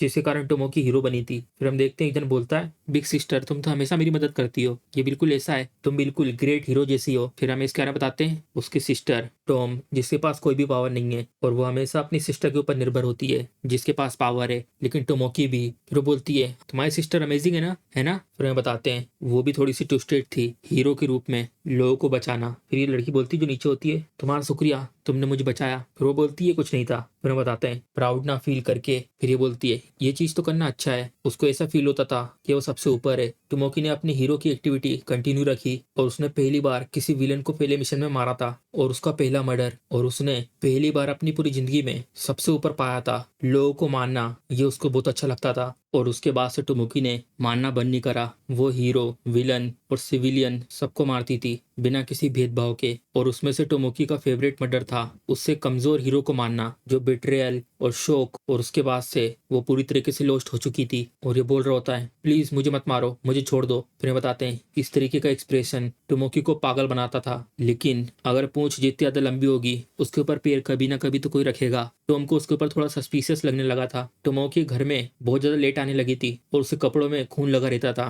फिर हम देखते वो सामने की तरफ देखती है और बहुत ज्यादा हैरान लग रही होती है और उसने अपनी आंखों से विटनेस किया उसकी सिस्टर लोगों का कैसे मर्डर कर रही थी। फिर ये बोलती सिस। फिर साइड में देखती है टॉम, मैंने तुमसे कहा था ना इतनी रात में बाहर मत निकलना। चलो इसमें कुछ कर तो नहीं सकते, क्या तुम्हें मेरे साथ ज्वाइन करना है? और ये हैरान हो आती है क्या? अगर तुम्हें मेरे साथ ज्वाइन नहीं करना तो मैं ये अकेले करूंगी। फिर हम देखते बाजू में देखती है वो और एक चेन आती है उसको हाथ को पकड़ लेती है। फिर हमें बताते हैं ये वो दिन था जिस दिन टॉम ने अपनी एबिलिटी को अवेकन किया था। उसकी जो पहली एक्टिविटी थी उसकी वजह से बहुत जल्दी हीरो बन गई थी। फिर वो बोलती सिस, और उसके बाद से टॉम हीरो बन गई थी। उसने अपनी सिस्टर को पकड़ा था जो विलन बन चुकी थी और आखिरी में विलन टोमोकी, मैं तुम्हें अरेस्ट कर रही हूँ। फिर ये बोलती है तो तुम अब मुझसे सिस नहीं कहती हो, ये बहुत ज्यादा बुरा हुआ। तुम्हारी पावर बहुत ज्यादा स्ट्रॉन्ग बन चुकी है, इसलिए ये बहुत ज्यादा रिग्रेटेबल है। तुमने समन नहीं किया कोई फिजिकल टाइप को। जिनके पास कोई फिजिकल एबिलिटी नहीं है वो सच में बहुत ज्यादा बेकार है, क्योंकि वो हमेशा बाहर से शूट करते हैं। उनको ये नहीं पता ये कितना एक्सरेटिंग होता है लोगों को ब्रेक करना। क्यों, मैंने सही कहा ना? तुम मुझे कभी नहीं समझ सकती। फिर ये बोलती है मेरे पास कभी ऐसी सिस्टर नहीं थी तुम्हारी जैसी। फिर ये बोलती है क्या टॉम बिना किसी सफरिंग के मरी थी? फिर एमसी बोलता है टॉम जब वो हैंग सुएंग से फाइट कर रही थी। फिर हम देखते हो बोल रही होती है ये दर्द कर रहा है, मुझे बचा लो सिस्टर। फिर एमसी बोलता है वो मर गई थी तुम्हें ढूंढते हुए। फिर ये कुछ बोलती नहीं है। फिर बोलती है मुझे शायद ये पूछना नहीं चाहिए था, बस ये है इसके कारण मुझे बहुत ज्यादा बुरा फील हो रहा है। फिर हम देखते हो वो छलांग मारती है और एमसी उसको देख रहा होता है और उसने एमसी के ऊपर हमला करा होता है। फिर ये थोड़ी हैरान हो जाती है। फिर हम देखते हैं वहां से एमसी गायब हो जाता है और सीधा उसके पीछे आ जाता है और ये भी बहुत ही स्पीड में मुड़ती है और एमसी ने उसमें बहुत ही लात मारी होती है एक। फिर हम देखते हैं इसके कारण वो बहुत ही स्पीड में साइड की तरफ जाती है और उस जगह पे बहुत ही धमाका होता है। फिर हम देखते हैं हर जगह धुआं धुआं हो जाता है। फिर एमसी वहीं खड़ा होता है और धुआं हट रहा होता है। फिर हम देखते हैं अचानक से वो सामने जाती है और एमसी उसके पेट में एक मुक्का मारता है, उसके कारण उसके मुंह से खून निकलने लगता है। फिर वो जमीन पे बैठ जाती है और दर्द के कारण खिरा रही होती है। फिर एमसी बोलता है भले ही वो दोषी क्यों ना हो, मुझे बिल्कुल भी अच्छा फील नहीं होता जब मैं अपने दोस्त के फैमिली मेंबर को मार रहा हूँ। फिर वो बोलती है तो फिर क्या तुम मुझे छोड़ दोगे? तुम तो हीरो हो, तुमने प्रोमिस नहीं किया था राउजा को। फिर एमसी बोलता है मैं अब हीरो नहीं हूँ। फिर वो बोलती है लेकिन तब भी प्लीज मुझे छोड़ दो, मुझे मरना नहीं है, मैं मरना नहीं चाहती। फिर एमसी बोलता है जो तुम्हारी इस समय हालत है ये ऐसी चीज है जिसको तुम हमेशा देखते आ रही हो। फिर हम देखते वही चीज दिखा रहे होते हैं, मुझे छोड़ दो, मुझे छोड़ दो। तब तुमने क्या किया था जब लोग तुमसे बचने के लिए भीख मांग रहे थे? फिर वो थोड़ा हंसती है धत्तेरी की। फिर एमसी मुक्का बना देता है। फिर हम देखते एक आवाज आती है बहुत तेज। फिर हमें यहाँ का सीन दिखाते हैं। फिर इनके साथ जो आई थी वो बोलती है क्या तुमने सुना इतनी तेज आवाज? और ये बहुत ज्यादा खुश होती है, ये तो पक्का सीओ केंगी होगा, मैंने सही कहा ना, अब मुझे वो चाहिए। फिर बताते हैं इसके कारण कोई उससे प्यार करने लगा। फिर ये बोलती है ये सब क्या हो रहा है? फिर हम देखते हैं ये भी ऊपर की तरफ देखता है। सीओ केंग्यू इतना काफी नहीं है, मैं अभी ऊपर जाऊंगा। इसी समय फिर हम देखते हैं साइड से इसको कोई मारता है और ये जाके सीधे दीवार में टकराता है और वो टोपी गिर जाती है जो एमसी के भाई की थी। और वो बोलता है वाओ ये तो सरप्राइज था। फिर एक जन बोलता है क्या तुम बोर हो गए हो बच्चे? फिर हम देखते हैं एक आदमी इसकी तरफ चल के आता है, क्या तुम ग्रैंडपा के साथ खेलना चाहते हो? फिर हम इसका नाम दिखाते हैं किंग स्टोन। और फिर ये बोलता है वाओ एक डरावने ग्रैंडपा। फिर ये मुस्कुराता है डरावने, मैं तो एक अच्छा ग्रैंडपा हूँ जो बच्चों के साथ खेलता है। सबसे पहले हम देखते हैं ये लोग सामने मॉनिटर में देख रहे होते हैं और अचानक से चिल्लाते हैं सर। फिर चीफ बोलती है क्या हुआ? फिर वो लोग बोलते हैं जो 5वां फ्लोर था अभी इस समय वहां पर किंगस्टोन और ह्योंगसोंग आमने सामने हैं। फिर ये बोलती है ये तो अच्छी बात है। फिर वो हैरान हो जाता है हाँ क्योंकि उनमें से एक मरेगा। मैं पर्सनली चाहती हूँ कि किंगस्टोन जीते। और गाइस जिसको पता नहीं किंगस्टोन किसका नाम है, किंगस्टोन वो बूढ़ा आदमी है, ये इतना डेंजरस नहीं है जितना ह्योंगसोंग है। और ये सब छोड़ो और एक और चीज, ये लड़की इसके साथ क्या कर रही है? फिर ह्योंग बोलता है ग्रैंडपा क्या तुम मेरे साथ खेलना चाहते हो? फिर किंगस्टोन बोलता है हाँ ऑफ कोर्स। फिर ह्योन बोलता है लेकिन मुझे नहीं खेलना। फिर ये बोलता है तो ऐसी बात है, लेकिन ये ग्रैंडपा तुम्हारे साथ खेलना चाहता है। फिर हमें इसके बारे में बताते हैं किंगस्टोन ये पहला प्रिजनर था लुकलेस प्रिजन का, सबसे ज्यादा लंबे समय का प्रिजनर। और ज्यादातर चौथे और 5वें फ्लोर में जो प्रिजनर है उन लोगों ने टेंस ऑफ मिलियन लोगों को मारा है, लेकिन इसने सिर्फ 3 लोगों को मारा है। पहला इंसान जो मरा था इसके हाथों से उस समय का बहुत बुरा और ताकतवर विलन कैरकस, और जो दूसरे और तीसरे नंबर पे थे जो मारे गए थे उस समय के बेस्ट हीरो क्लर्क और हीलो, ये अचानक से अपीयर हो गया कहीं से और उसने 3 लोगों को मार दिया जो उस समय के सबसे ज्यादा ताकतवर लोग थे। और फिर ये बोलता है मैंने उन लोगों को मार दिया जो लोग अपने आप को इनविंसिबल बोलते थे, तो क्या मैं बन गया इनविंसिबल? आखिरकार ये पूरा हुआ। फिर हमें बताते हैं और इसने खुद ही सरेंडर कर दिया गवर्नमेंट के सामने, और ये सबसे ज्यादा ऊपर था रिस्क के मामले में, लेकिन इसने सरेंडर कर दिया कुछ लोगों को मारने के बाद ही। और ये वही समय था जब गवर्नमेंट और हीरो एसोसिएशन अच्छे टर्म कंडीशन में थे और इसी कारण ये 30 सालों तक एक्सिक्यूशन को अवॉइड कर पाया। फिर ये बोलता है मैं तुम्हें जान से नहीं मारूंगा, चलो आराम से खेलते हैं, और वैसे भी मैं अपने मुंह में बुरा स्वाद नहीं लेना चाहता इनके ऊपर पैर रख के जो यंग लोग अभी बड़े हो रहे हैं। फिर ये बोलता है तो ऐसी बात है। फिर वो अपनी पावर यूज करता है और जितने भी गार्ड यहाँ पे मरे हुए थे सबको उठा देता है, और फिर हम देखते हैं सबको वो हवा में उड़ा लेता है अपनी पावर से, और वो उन सबको छोटी छोटी बॉल में बदल देता है जो हम लोगों ने पहले देखी थी। चलो कुछ मजे करते हैं साथ में, और उसकी तरफ वो बॉल छोड़ देता है बहुत स्पीड में, और वो सारी बॉल इसकी तरफ आ रही होती और वो अपने हाथ को इतनी स्पीड में हिलाता है उसकी परछाई दिख रही होती पीछे पीछे, और वो उन बॉल की डायरेक्शन चेंज कर रहा होता है। फिर हम देखते हैं बॉल को पकड़ के साइड वाइड कर रहा होता है, ऐसे करके वो एक एक बॉल पकड़ता है और बहुत स्पीड में सारी बॉलों को साइड में करते आता है। और फिर हम देखते हैं उसके हाथ बहुत ज्यादा स्पीड में चल रहे होते हैं, और फिर वो अपने हाथ आगे बढ़ाता है और बहुत ही स्पीड में आगे तरफ हाथ करता है, और फिर हम देखते हैं सारी बॉल उसके पीछे निकल जाती है और वो सारी बॉल पीछे जाके फूट जाती है और खून की बारिश हो रही होती है, और ये भी ऊपर को देखता है और पूरा खून इसके ऊपर गिर रहा होता है, और ये सामने की तरफ देखता है मुस्कुराते हुए, और फिर उससे बोलता है मुझे लगा कि तुमने टेलीकिनेसिस को यूज करा है, लेकिन जो तुम्हारा डिफेंस है और जो तुमने अभी अटैक किया इस तरीके का, तो इसका मतलब तुम टेलीकिनेसिस नहीं हो, क्या तुम्हारे पास दूसरा अटैक है?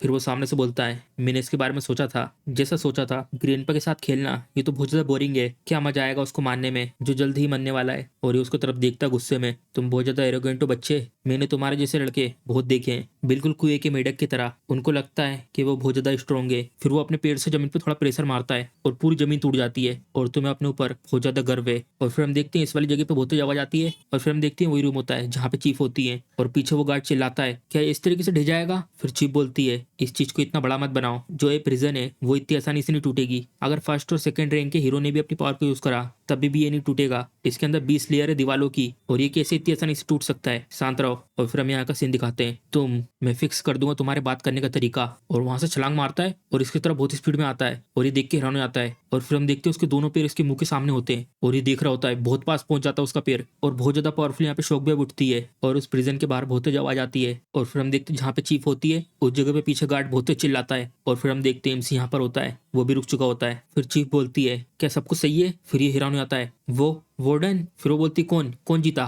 फिर वो बोलता है ये बात नहीं है। फिर हम देखते हैं वहाँ पे एक गड्ढा हो चुका होता है। फिर गार्ड बोलता है दीवार तो टूट चुकी है, और ये भी डर जाती है, इसके पसीने आने लगते हैं, अब हमारे लग चुके हैं। वो जो गड्ढा बना था वो इसके अंदर देख रहा होता है, वाओ ये तो बिल्कुल इंसानी ड्रिल जैसा है, आखिर वो कितना दूर तक गया होगा, ये काफी है तुम्हें इंटरेस्टेड बनाने के लिए, क्या हम उसका पीछा करें? फिर पीछे से एक जन बोलता है तुम क्या प्लानिंग कर रहे हो, क्या करोगे बूढ़े आदमी के पीछे जाकर? और फिर हम देखते हैं हंस रही होती है, ये वही लोग होते हैं जो प्रिजन के बाहर पहाड़ी के ऊपर खड़े थे, और ये बोलती है क्या और ज्यादा मजा नहीं आएगा मेरे साथ बात करने में? और ये लोग देख के रोने आते हैं क्या, और ये उसकी तरफ घूर के देखता है आखिर तुम क्या चीज हो, चलो बात करते हैं फिर तुम्हें पता चल जाएगा मैं कौन हूँ। और चीफ चिल्ला के बोलती है आखिरकार ये लड़की ये कैसे पहुंच गई 5वें फ्लोर के बेसमेंट पे? और वो गार्ड हैरान होकर बोलता है आखिर ये क्या है? और ये कैमरा की तरफ देख के बोलती है लेकिन इन सबसे पहले जो बाहर से देख रहे हैं उन्हें निकालते हैं। फिर हम देखते हैं वो बंद हो जाता है और ये बहुत ज्यादा गुस्से में होती है ये कमीनी। और फिर हम देखते हैं एमसी को बड़े से गेट के सामने होता है, डायरेक्टर जो काम था पहले बेसमेंट फ्लोर का वो कंप्लीट हो चुका है, प्लीज ओपन करो दूसरे बेसमेंट फ्लोर के डोर को। फिर उसमें आवाज आती है सियोंग यू जरा रुको।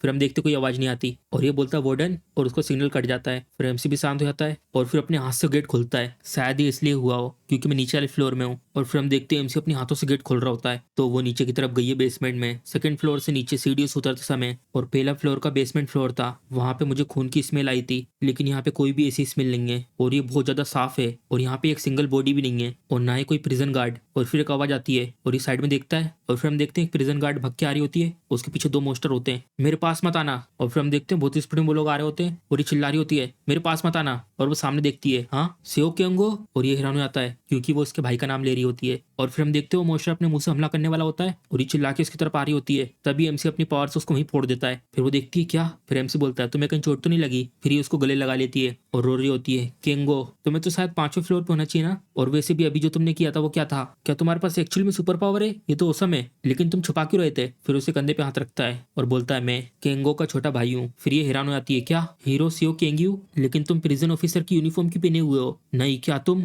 फिर एमसी बोलता है तो तुम मेरे भाई की दोस्त हो, यहाँ पे खतरा आएगा। फिर वो बोलती है मुझे माफ करना है इसके लिए यंग मास्टर। फिर एमसी बोलता है आखिर तुम हो कौन? फिर वो बोलती है ये पहली बार है कि हम एक दूसरे को देख रहे हैं, मुझे तुम्हें सबसे पहले हेलो करना चाहिए। मैं तुम्हारी सिस्टर इन लॉ हूँ, मतलब एमसी की भाभी है, और तुम दोनों बिल्कुल सेम लगते हो, तुम्हें पता है ना। फिर ये हैरान हो आता है और फिर हमें यहाँ का सीन दिखाते हैं, सेकंड फ्लोर का सेल, और एक जन बोलता है मेल, ऐसा लगता है बाहर से कोई आ चुका है। फिर ये बोलती है हाँ ब्रदर, आखिर उसने कितने गुनाह करे हैं जो इस बार जो आदमी आ रहा है। फिर ये बोलती है उसने मेरे कुत्ते को मार दिया। फिर हमें इसका नाम दिखाते हैं मेल। फिर ये बोलता है तो ऐसी बात है, तो ये साफ हो चुका है। फिर हमें इसका नाम दिखाते हैं माइल, तो इसका मतलब वो हेल में जाएगा, और ये ऐसा हमेशा हुआ है। तुम्हें मैंने वीडियो या फोटो में ही देखा है, लेकिन तुम्हें रियल में देखना ये बहुत ज्यादा अच्छा है। मेरा नाम होंगजिया है और मैं यहाँ पे प्रिजन गार्ड हूँ। फिर एमसी बोलता है मैंने सुना था कि उसकी एक गर्लफ्रेंड है, लेकिन मैंने उससे ज्यादा कुछ नहीं सुना। फिर वो बोलती है वैसे हम लोग एक्चुअली, फिर वो अपने पेट की तरफ उंगली करती है, इधर इस जगह पर, ये वो है जो तुम्हें अंकल बनाएगा। और एमसी ये सुन के सरप्राइज हो जाता है, एक्सक्यूज मी। फिर वो बोलती है अभी इसको नोटिस नहीं कर सकते क्योंकि अभी 1 महीने से भी कम हुआ है, और मुझे भी कुछ दिनों पहले ही पता चला है, और क्योंकि जो हादसा हुआ था ह्योंग सोंग को लेकर, तो मैं नहीं चाहती थी इतनी जल्दी रिवील करना। फिर एमसी बोलता है क्या तुम सच बोल रही हो? और ये भी हैरान लगती है और बोलती हाँ, क्या यहाँ पे कोई दिक्कत है? फिर एमसी साइड में मुंडी करता है नहीं, और वो बोलती है तो सर केंगू यहाँ पे क्या कर रहे हैं? तो तुम यहाँ पर जो सिचुएशन है इसको रोकने के लिए आए हो, लेकिन तुम तो प्रिजन गार्ड की यूनिफॉर्म पहन के आए हो। फिर वो बोलता है मैं, मुझे स्पेशली अपॉइंट किया गया है प्रिजन गार्ड के लिए, न्यूक्लियस प्रिजन के प्रिजनर्स को एक्सिक्यूट करने के लिए। फिर ये हैरान होती क्या तुम एक्सक्यूशनर हो? लेकिन क्यों तुम, क्या वार्डन ने तुम्हें ऑर्डर दिया है? फिर एमसी बोलता है ऐसा लगता है इसके बारे में कुछ भी नहीं कहा गया है, तो मैं तुम्हें थोड़ा सा समझा दूंगा। एक ईएमपी अटैक, आखिर कौन ऐसा कर सकता है? फिर एमसी बोलता है अभी इसके ऊपर इन्वेस्टिगेशन चल रही है। फिर वो बोलती है तो किंग हो के बारे में क्या? वो तो 5वें फ्लोर में था ना, और वो उसी रूम में था जहाँ पे एक्सिक्यूशन हो रहा था। फिर ये बोलता है मेरा बड़ा भाई, और फिर वो उसको देखता है, अपनी आंख बंद करता है, एक रेस्क्यू सिग्नल आया है 5वें फ्लोर से। फिर वो थोड़ा सांस लेती है, ये बहुत अच्छा हुआ। फिर एमसी कुछ बोलता नहीं है, और फिर एमसी बोलता है यहाँ बहुत ज्यादा खतरा है, तो तुम्हें ऊपर चले जाना चाहिए, मैं तुम्हें वहां भेज दूंगा। फिर वो बोलती नहीं नहीं, तुम्हें मेरी जरूरत है, अगर तुम्हें और भी नीचे जाना है तो। फिर वो बोलता है क्यों? मेरे पास एबिलिटी है, टारगेट की मेमोरी में देख सकती हूँ जब मैं उनको देखती हूँ। और फिर हमें बताते हैं ये स्पेशल क्लास की एबिलिटी है, साइकोमेट्री। चिंता मत करो, मैंने नहीं पढ़ी केंगू की मेमोरी, मैं अपनी एबिलिटी को रेकलेस तरीके से यूज नहीं करती। फिर एमसी कुछ बोलता नहीं है, और वो बोलती है मैं एबिलिटी को यूज करती हूँ प्रिजनर को साइकोपैथी देने के लिए, और मैं इसे यूज करती हूँ भले उन लोगों ने अच्छा काम किया हो या नहीं। फिर एमसी पूछता है लेकिन तुम्हारी एबिलिटी मेरे लिए किस काम आएगी? फिर वो बोलती है जो अभी 2nd फ्लोर है स्लेटरी प्रिजन के अंदर, माइल और मेल है जो कंट्रोलर हैं, और ये लोग भाई बहन है समनिंग एबिलिटी के साथ, स्पेशल क्लास, और उनकी एबिलिटी है पावर देना, दूसरों को वो पपेट बना सकते हैं उनके दिल में मारकर। और अब जो सारे के सारे प्रिजनर हैं 2nd फ्लोर के, वो सारे के सारे पपेट बन चुके हैं। फिर एमसी बोलता है मुझे भी आइडिया उनकी एबिलिटी के बारे में, वो मेगो के स्टूडेंट है, तो चलो अब मेरे को ये सब पता है, तो तुम यहाँ से अब ऊपर जा सकती हो। फिर ये बोलती है जो उन भाई बहन के कुछ बेटल पपेट हैं वो प्रिजन गार्ड है। फिर एमसी चुप हो जाता है, जो बेटल पपेट हैं वो एक दूसरे से मिक्स हैं, तुम्हें पता नहीं चलेगा कि कौन प्रिजन गार्ड है और कौन प्रिजनर,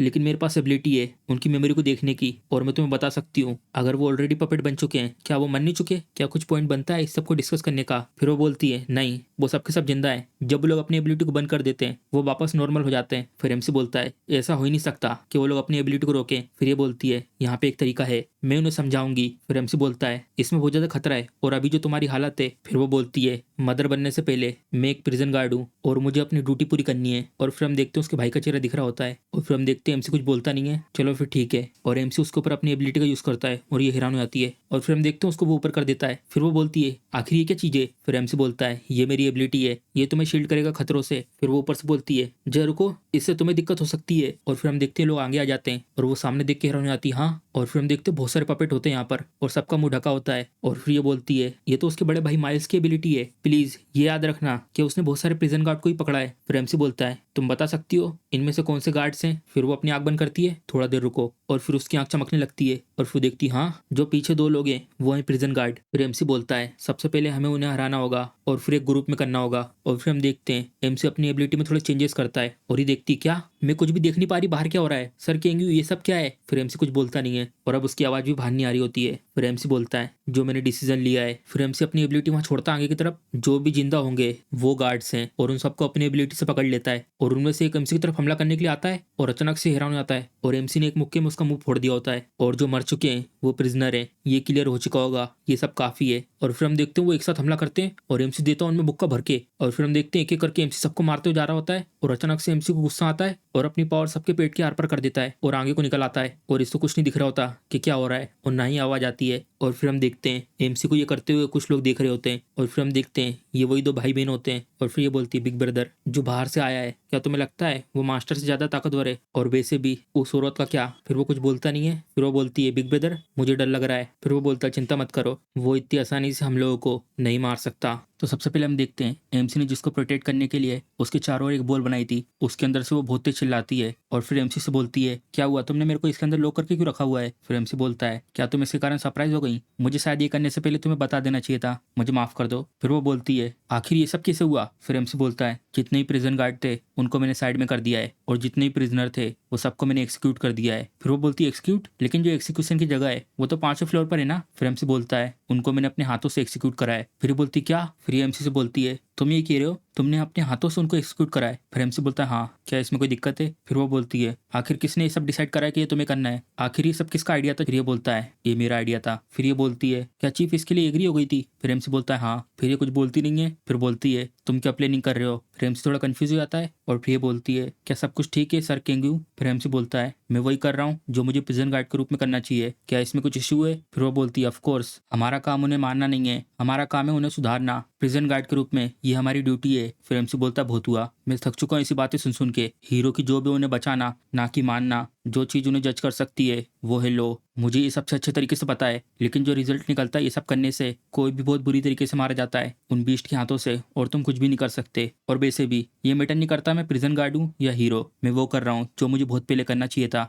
उन जानवरों को एक्सिक्यूट करना जिन लोगों ने अपनी ह्यूमैनिटी गिव अप कर दी है। फिर ये हैरान होकर बोलती है सर किंग लेकिन आखिर में वो लोग तो इंसान ही है। फिर एमसी बोलता है क्या, लेकिन कैसे? फिर ये हैरान हो जाती है तुम इस तरीके से सोचती हो, तुमने कहा वो लोग इंसान है? जो सेकंड फ्लोर के बेसमेंट में जो अपराधी हैं उन लोगों ने कितने सारे लोगों को मारा है, कम से कम 100 या 1000 लोगों को। वो लोग डिजर्व करते मरना। पास्ट में कुछ ऐसे लोग थे जो लोग अनफेयरली मारे गए थे और यहाँ पे बहुत सारी डिबेट हुई थी डेथ सेंटेंस को लेकर, और वो लोग जैसे अपीयर हुए जिनके पास साइकोमेट्रिक पावर थी और जिन लोगों ने गलत महसूस करा वो लोग डिसअपियर हो गए। जी हाँ, तुम्हें पता है ना ये सब अच्छे से। फिर वो बोलती है लेकिन फिर भी उनकी खुद की भी कहानी थी। फिर एमसी बोलता है तुमने कहा कहानी? फिर वो बोलती है स्पेशली माइल और मेल। फिर एमसी बोलता है जी हाँ, इस दुनिया में हर एक इंसान है जिसके पास खुद की एक कहानी है बताने को, और वैसे भी उनका क्या, जो लोग उनके हाथों से मारे जाते हैं उनकी खुद की भी एक कहानी होती है, और आखिर में वो लोग चाहे मेरे हाथों से मारे जाएं या डेथ सेंटेंस से, इससे कुछ भी फर्क नहीं पड़ेगा। फिर ये बोलती है डेथ सेंटेंस का मतलब ये नहीं है कि तुम उन्हें मेसी करो। फिर एमसी बोलता है चुप हो जाओ, अब शांत हो जाओ, बिल्कुल शांत। चलो इस सबको यहीं खत्म करते हैं। अगर तुम ऐसे ही बिहेवियर करती रही तो मैं तुम्हें इस जेल के ऊपर भेज दूंगा मिस जिया, मैं इसे खुद हैंडल करूंगा मेरे अकॉर्डिंग। और ये सब सुन के इसके पसीने निकल जाते हैं और फिर वो कुछ नहीं बोलती। फिर हमें यहाँ का सीन दिखाते हैं। फिर हम देखते हैं वो आगे बढ़ रहा होता है उसको लेकर, और फिर लाल कलर के कुछ हेलो दिखाते हैं। फिर हम देखते हैं उन लोग आ जाते हैं जिनको कंट्रोल करके रखा होता है। फिर एमसी उससे बोलता है आखिर इनमें से कौन है प्रिजन गार्ड? फिर वो थोड़ा शांत रहती है और फिर बोलती है वो 3 लोग जो पीछे हैं। फिर एमसी बोलता है ठीक है।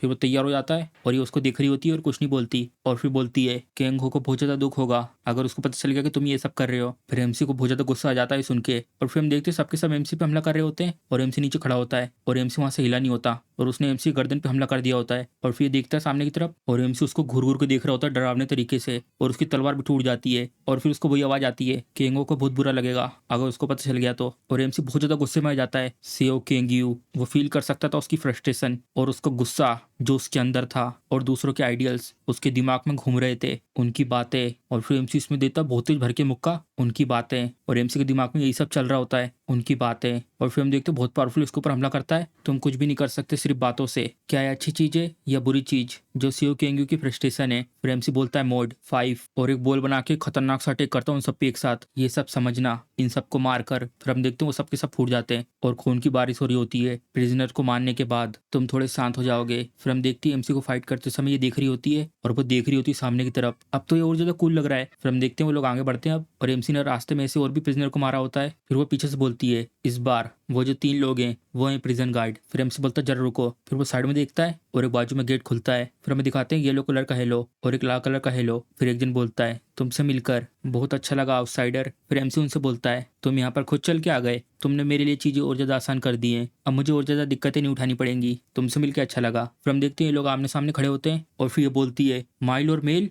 और फिर ये बोलता है प्रिजन गार्ड होंग जिया तुम यहाँ पर हमारे पास क्यों आए हो, तुम्हें तो हेवन में भेज देना चाहिए था। फिर एमसी उनसे बोलता है अपनी एबिलिटी को रिलीज करो तब मैं तुम्हें जाने दूंगा बिना किसी दर्द के। और फिर इसके पसीने आने लगते हैं और फिर बोलता है कि यहाँ पे कोई और ऑप्शन नहीं है जिसमें तुम हमें मारो ना। और उसकी बहन को भी डर लग रहा होता है। और फिर एमसी बोलता है जहाँ से अभी तक मैं आया हूँ, फर्स्ट फ्लोर और फर्स्ट फ्लोर का बेसमेंट फ्लोर, उन लोगों को मैंने एक चॉइस दी थी कि वो कंट्रोल डिवाइस को यूज करें या नहीं। लेकिन जो जानवर है सेकंड फ्लोर में, जिन लोगों ने बहुत सारे लोगों को मारा है, उनके पास कोई और चॉइस नहीं है सिर्फ मरने के अलावा। और फिर ये बोलता है आउटसाइडर, मैंने सुना है कि तुम मेरे टीचर के दोस्त थे, है ना। और फिर ये बोलती है और वो लड़की तुम्हारी दोस्त जिनने हम लोग को पकड़ा था, तुम्हारा तो बिल्कुल अलग ही एटमोसफियर है उससे। तो फिर एमसी कुछ बोलता नहीं है। और फिर ये बोलती है तुम पक्का हेल में जाओगे। फिर ये बोलता है मेल शांत हो जाओ। फिर एमसी बोलता है हमें पता है आखिर कौन सबसे पहले हेल में जाएगा। और फिर ये बोलता है अगर तुम प्रॉमिस करते हो कि तुम हमें जाने दोगे फिर हम अपनी एबिलिटी को अनलेश करेंगे। फिर एमसी बोलता है मैं रिफ्यूज करता हूँ। फिर ये ऊपर से बोलती है माइल और मेल, इसके कारण ये सिचुएशन और ज्यादा खराब हो जाएगी, जो कंट्रोल डिवाइस है उसे पहन लो तुम। फिर ये बोलता है प्रिजन गार्ड होंगजिया,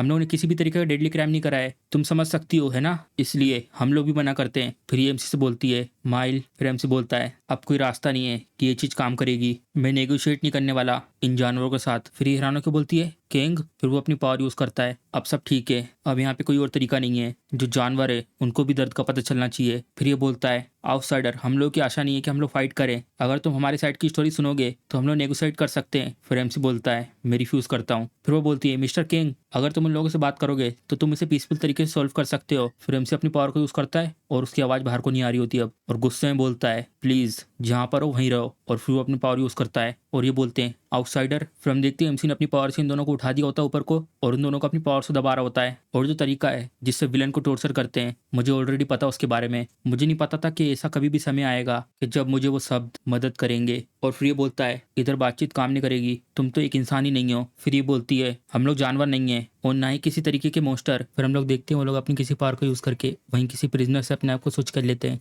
और फिर बोलते हो जाते हैं हम लोग इंसान हैं सुपर पावर के साथ, और वो उन्हें फोड़ देता है। लेकिन क्यों लोग हमें डिफरेंट बोलते हैं, क्या डिफरेंस है उनमें और हम में। फिर एमसी बोलता है ये, और उन सबकी गर्दन काटते हुए आगे निकल जाता है ये फीलिंग। फिर हम देखते हैं देख रही होती है और ये भी हैरान हो जाती है और ये बोलता है माइल क्या मैं मदद करूं। फिर वो बोलती नहीं, इसका डिफेंस बहुत ज्यादा स्ट्रॉन्ग है और मैं मदद करूंगी। और फिर हम देखते हैं उसके सामने बहुत बड़ा मैजिक सर्कल बनता है और एमसी भी हैरान हो जाता है ये सब देख के। और फिर हम देखते हैं वहाँ पे हेलो आते हैं और वो मैजिक सर्कल में से बहुत सारे मोस्टर समन होते हैं और वो सबके सब एमसी के सामने खड़े होते हैं। तो ये हैगी पावर समनर्स की, लेकिन ये कुछ भी नहीं है जो रियल इंसान है उसके कंपेयर में। और एमसी उसके मुंह पे बहुत खतरनाक मुक्का मारता है और फिर एक एक करके सारे मोस्टर को मारने लगता है और एक मोस्टर के ऊपर कूदता है। और फिर हम देखते हैं मोस्टर उसकी तरफ हमला करने के लिए आता है और एमसी ऊपर छलांग मार के अपना मुक्का तैयार करता है और सीधा उनकी तरफ स्पीड में जाता है और लाइन से सबकी गर्दन काटता है और आंखों को निकल आता है। और इस सब में एमसी को बिल्कुल भी परेशानी नहीं होती और ना ही वो थका होता है और ये सब देख के इसके पसीने निकल जाते हैं। और फिर उससे बोलती है ब्रदर तुम कितना देर तक और संभाल सकते हो। फिर वो बोलता है मुझे लगता है 10 मिनट तक। फिर वो बोलती 10 मिनट। फिर वो अपना हाथ ऊपर उठाती है और फिर अपनी उंगली काटती है, ये ज्यादा नहीं है, और फिर अपना हाथ ऊपर करती है तो ये टाइम है। फिर हम देखते हैं जैसे वो अपना हाथ लगाती है एक बहुत तेज आवाज आती है यहाँ पर और छत में बहुत तेज धमाका होता है और हर जगह धूली धूली आती है और ये खांसती है और उसका भाई बोलता है आखिर ये सब क्या हुआ। फिर हम दिखाते टोपी। फिर हम देखते हैं एमसी उनके सामने खड़ा होता है और फिर वो बोलता है अगर मैं इसके बारे में सोचूं,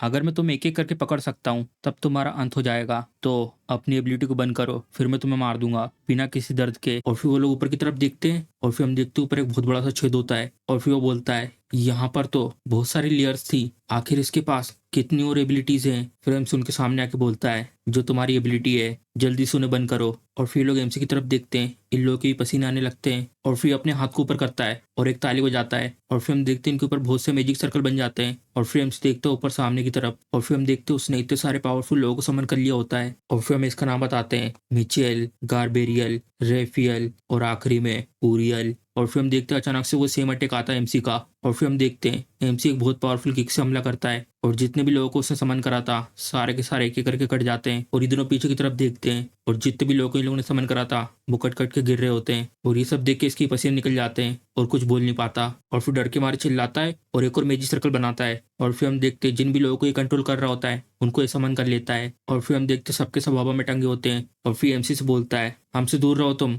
अगर तुमने हमें जाने नहीं दिया तो जितने भी यहाँ पे प्रिजन गार्ड है। फिर एमसी उससे बोलता है अगर तुमने अपनी एबिलिटी को बंद नहीं करा और जितने ही प्रिजन गार्ड है उनको छोड़ा नहीं। फिर बाजू में से आवाज आती है नहीं, और फिर ये देखता है साइड में, और फिर हम देखते हैं एमसी ने उसको अपनी एबिलिटी से पकड़ लिया होता है और ये अपने भाई को बुला रही होती है। और फिर एमसी बोलता है तो मैं तुम्हारी सिस्टर को बहुत पेनफुल मौत दूंगा। और फिर हम देखते हैं एमसी की एबिलिटी के कारण उसको बहुत तेज दर्द हो रहा होता है और वो बहुत तेज चिल्लाती है और ये देखता है अपनी बहन की तरफ और ये बहुत ज्यादा डर जाता है। और उसकी बहन बोल रही होती है ये दर्द कर रहा है नहीं, और वो बहुत तेज चिल्ला रही होती है। और उसका भाई बोलता है ठीक है मैं बंद कर दूंगा, मैं अपनी एबिलिटी बंद करके उन सबको छोड़ दूंगा और इसके एक्सचेंज में मुझे बात करनी है प्रिजन गार्ड होंगजिया से। और फिर एमसी बोलता है सबसे पहले उन लोगों को छोड़ो, अपनी एबिलिटी बंद करो, नहीं तो मैं रोकूंगा नहीं बिल्कुल भी। और उसकी बहन चिल्ला रही होती है और ये देखता है साइड में और फिर ये बोलता है ठीक है मैं उन सबको छोड़ दूंगा। और फिर हम देखते दोनों आपस में बैठते हैं अपने हाथ पकड़ के और जितने भी लोगों को उनने पकड़ा था सारे के सारे होश में आ जाते हैं। और फिर हम देखते हैं प्रिजनर भी होते हैं और प्रिजन गार्ड भी होते हैं। और फिर प्रिजनर बोलते हैं आखिर ये सब क्या चल रहा है, आखिर तुम यहाँ पे करके रहे हो। और फिर हम देखते हैं एमसी ने उन लोगों को एक ही बार में मार दिया होता है और ये लोग उन लोगों को मरता हुआ देखकर बहुत ज्यादा डर जाते हैं। और फिर हम देखते हैं जितने भी प्रिजनर थे एमसी ने सबको मार दिया होता है। और फिर एक प्रिजन गार्ड बोलता है हिरोशियो केंगयू आखिर यहाँ पे क्या चल रहा है। और फिर एमसी बोलता है सबसे पहले तुम सब लोग वापस जाओ ऊपर की तरफ। और फिर लोग जाते हैं ठीक है। और फिर इसका भाई बोलता है मैंने अपनी एबिलिटी को बंद कर दिया है और उन सबको छोड़ दिया है, तो तुमने जो प्रॉमिस करा था तुम्हें वो पूरा करना होगा। फिर एमसी कुछ बोलता नहीं है, फिर उससे बोलता है ठीक है मैं तुम्हें बातें करने दूंगा जीआर से, लेकिन सबसे पहले चलो यहाँ से दूसरी जगह पे चलते हैं, ये कोई ऐसी जगह नहीं है जिसको प्रेग्नेंट वुमेन को देखना चाहिए। फिर हम देखते हैं एमसी अपनी एबिलिटी को थोड़ा कम करता है और अब वो आर पार देख पा रही होती है और वो बोलती है आखिर क्या हुआ। फिर एमसी बोलता है जितना भी काम था वो खत्म हो चुका है, जो वो एबिलिटी थी वो एबिलिटी को रोक दिया गया है और जितने ही प्रिजन गार्ड थे वो सब रेस्क्यू हो चुके हैं। और फिर वो बोलती है माइल और मेले के बारे में क्या। और फिर एमसी बोलता है वो लोग यहाँ पर है सामने, उन लोगों के बीच थी कि वो लोग मरने से पहले मिस जिया से बात करना चाहते हैं। और फिर वो बोलती है जो ये बच्चे हैं वो अभी भी वो डिवाइस पहन सकते हैं। फिर एमसी बोलता है मुझे रिपीट करने पे मजबूर मत करो, जो जानवर सेकंड फ्लोर बेसमेंट में से है उन लोगों ने बहुत से लोगों को मारा है, तो इसलिए मैं उन लोगों को अपने हाथों से मारूंगा। और ये एमसी की बातें सुन के बहुत ज्यादा हैरान हो आती है। और फिर माइल बोलता है प्रिजन गार्ड होंगजिया क्या हम लोगों ने सच में कुछ ऐसा करा है जिससे हम लोगों को मरना चाहिए, हम लोगों ने सच में कुछ ऐसा नहीं करा है जिससे हम लोग डिजर्व करें एग्जीक्यूशन, प्लीज कुछ तो कहो। और वो कुछ बोलती नहीं है। फिर एमसी बोलता है तुम कह सकती हो लेकिन थोड़ा शॉर्ट में रखना। और फिर हमें बताते हैं होंगजिया। और फिर ये बोल रही होती है माइल और मेल तुम लोगों ने जो कुछ भी करा है। और फिर हम देखते हैं वो उसकी तरफ देखती है और ये इसकी तरफ देखती रोते हुए, और फिर भी अपने दांत मसलती और कुछ बोल नहीं पाती, लेकिन ये कुछ भी नहीं कह पाई। और फिर एमसी बोलता है क्या तुम्हारे पास है कुछ कहने को। और फिर ये लोग बोलते हैं ऑफिसर होंग। और फिर एमसी बोलता है तो चलो फिर मैंने अपना प्रॉमिस पूरा किया है, अब टाइम आ चुका है एग्जीक्यूशन का। और फिर उसकी बहन रोने लगती बहुत तेज, ऐसा मत करो प्लीज हमें जाने दो, मैं मरना नहीं चाहती। और वो भी डर के मारे अपने भाई का नाम ले रही होती है। और फिर एमसी अपना मुक्का बनाता है और उस जगह पे बहुत तेज धमाका होता है। और फिर हम देखते हैं हर जगह धूली धुल हो जाती है। और फिर एमसी सामने देख के थोड़ा हैरान हो जाता है। और फिर हम देखते हैं एक जन होता है सामने और इसका नाम बताते हैं मेगो, और ये इक्वलिटी ग्रुप में से है जिस ग्रुप में पहले एमसी भी था। और फिर ये बोलता है मास्टर। और फिर एमसी रानो के बोलता है मेगो। और फिर ये बोलता है आखिर यहाँ पे चल के रहा है। और फिर हम देखते हैं उन दोनों भाई बहनों को बचाने के लिए ये एक सुरक्षा कवच बनाता है और एमसी उसके सामने खड़ा होता है। और फिर एमसी मन में बोलता है आखिर ये चीज क्या है, क्या ये इन दोनों की एबिलिटी है, क्या ये लोग केपेबल है इल्यूजन को क्रिएट करने में। और शायद नहीं, ऐसा हो ही नहीं सकता कि सेकंड फ्लोर के प्रिजनर के पास ऐसी डिफेंस एबिलिटी हो, लेकिन मेगो ने वाली एबिलिटी को खुद यूज करा है, तो ये यहाँ पर अचानक से कैसे आ गई, आखिर वो इन दोनों के ऊपर ऐसा डिफेंस मैजिक क्यों लगाएगा। चलो कुछ भी हो। और फिर हम देखते हैं एमसी अपने हाथ में एक बॉल बनाता है, चाहे तुम लोग कितना भी ट्राई कर लो तुम लोग कुछ चेंज नहीं कर पाओगे। और फिर हम देखते हैं एमसी अपनी पावर से उस बैरियर के ऊपर हमला करता है और एक बैरियर टूट जाता है और उसके टुकड़े गिर रहे होते हैं। और एमसी सामने की तरफ देखता है और फिर हम देखते हैं उसने बहुत सारे डिफेंस बैरियर लगा दिए होते हैं एक ही बार में। और फिर एमसी गुस्से में बोलता है धत्तेरी की ये बूढ़े आदमी की आत्मा, आखिर तुमने क्या किया है, आखिर ये सब क्यों कर रहा है। और फिर हम देखते हैं एमसी उसमें एक और मुक्का मारता है और वो 2-3 बैरियर और तोड़ देता है। और फिर हमें बताते हैं सीओ केंगयू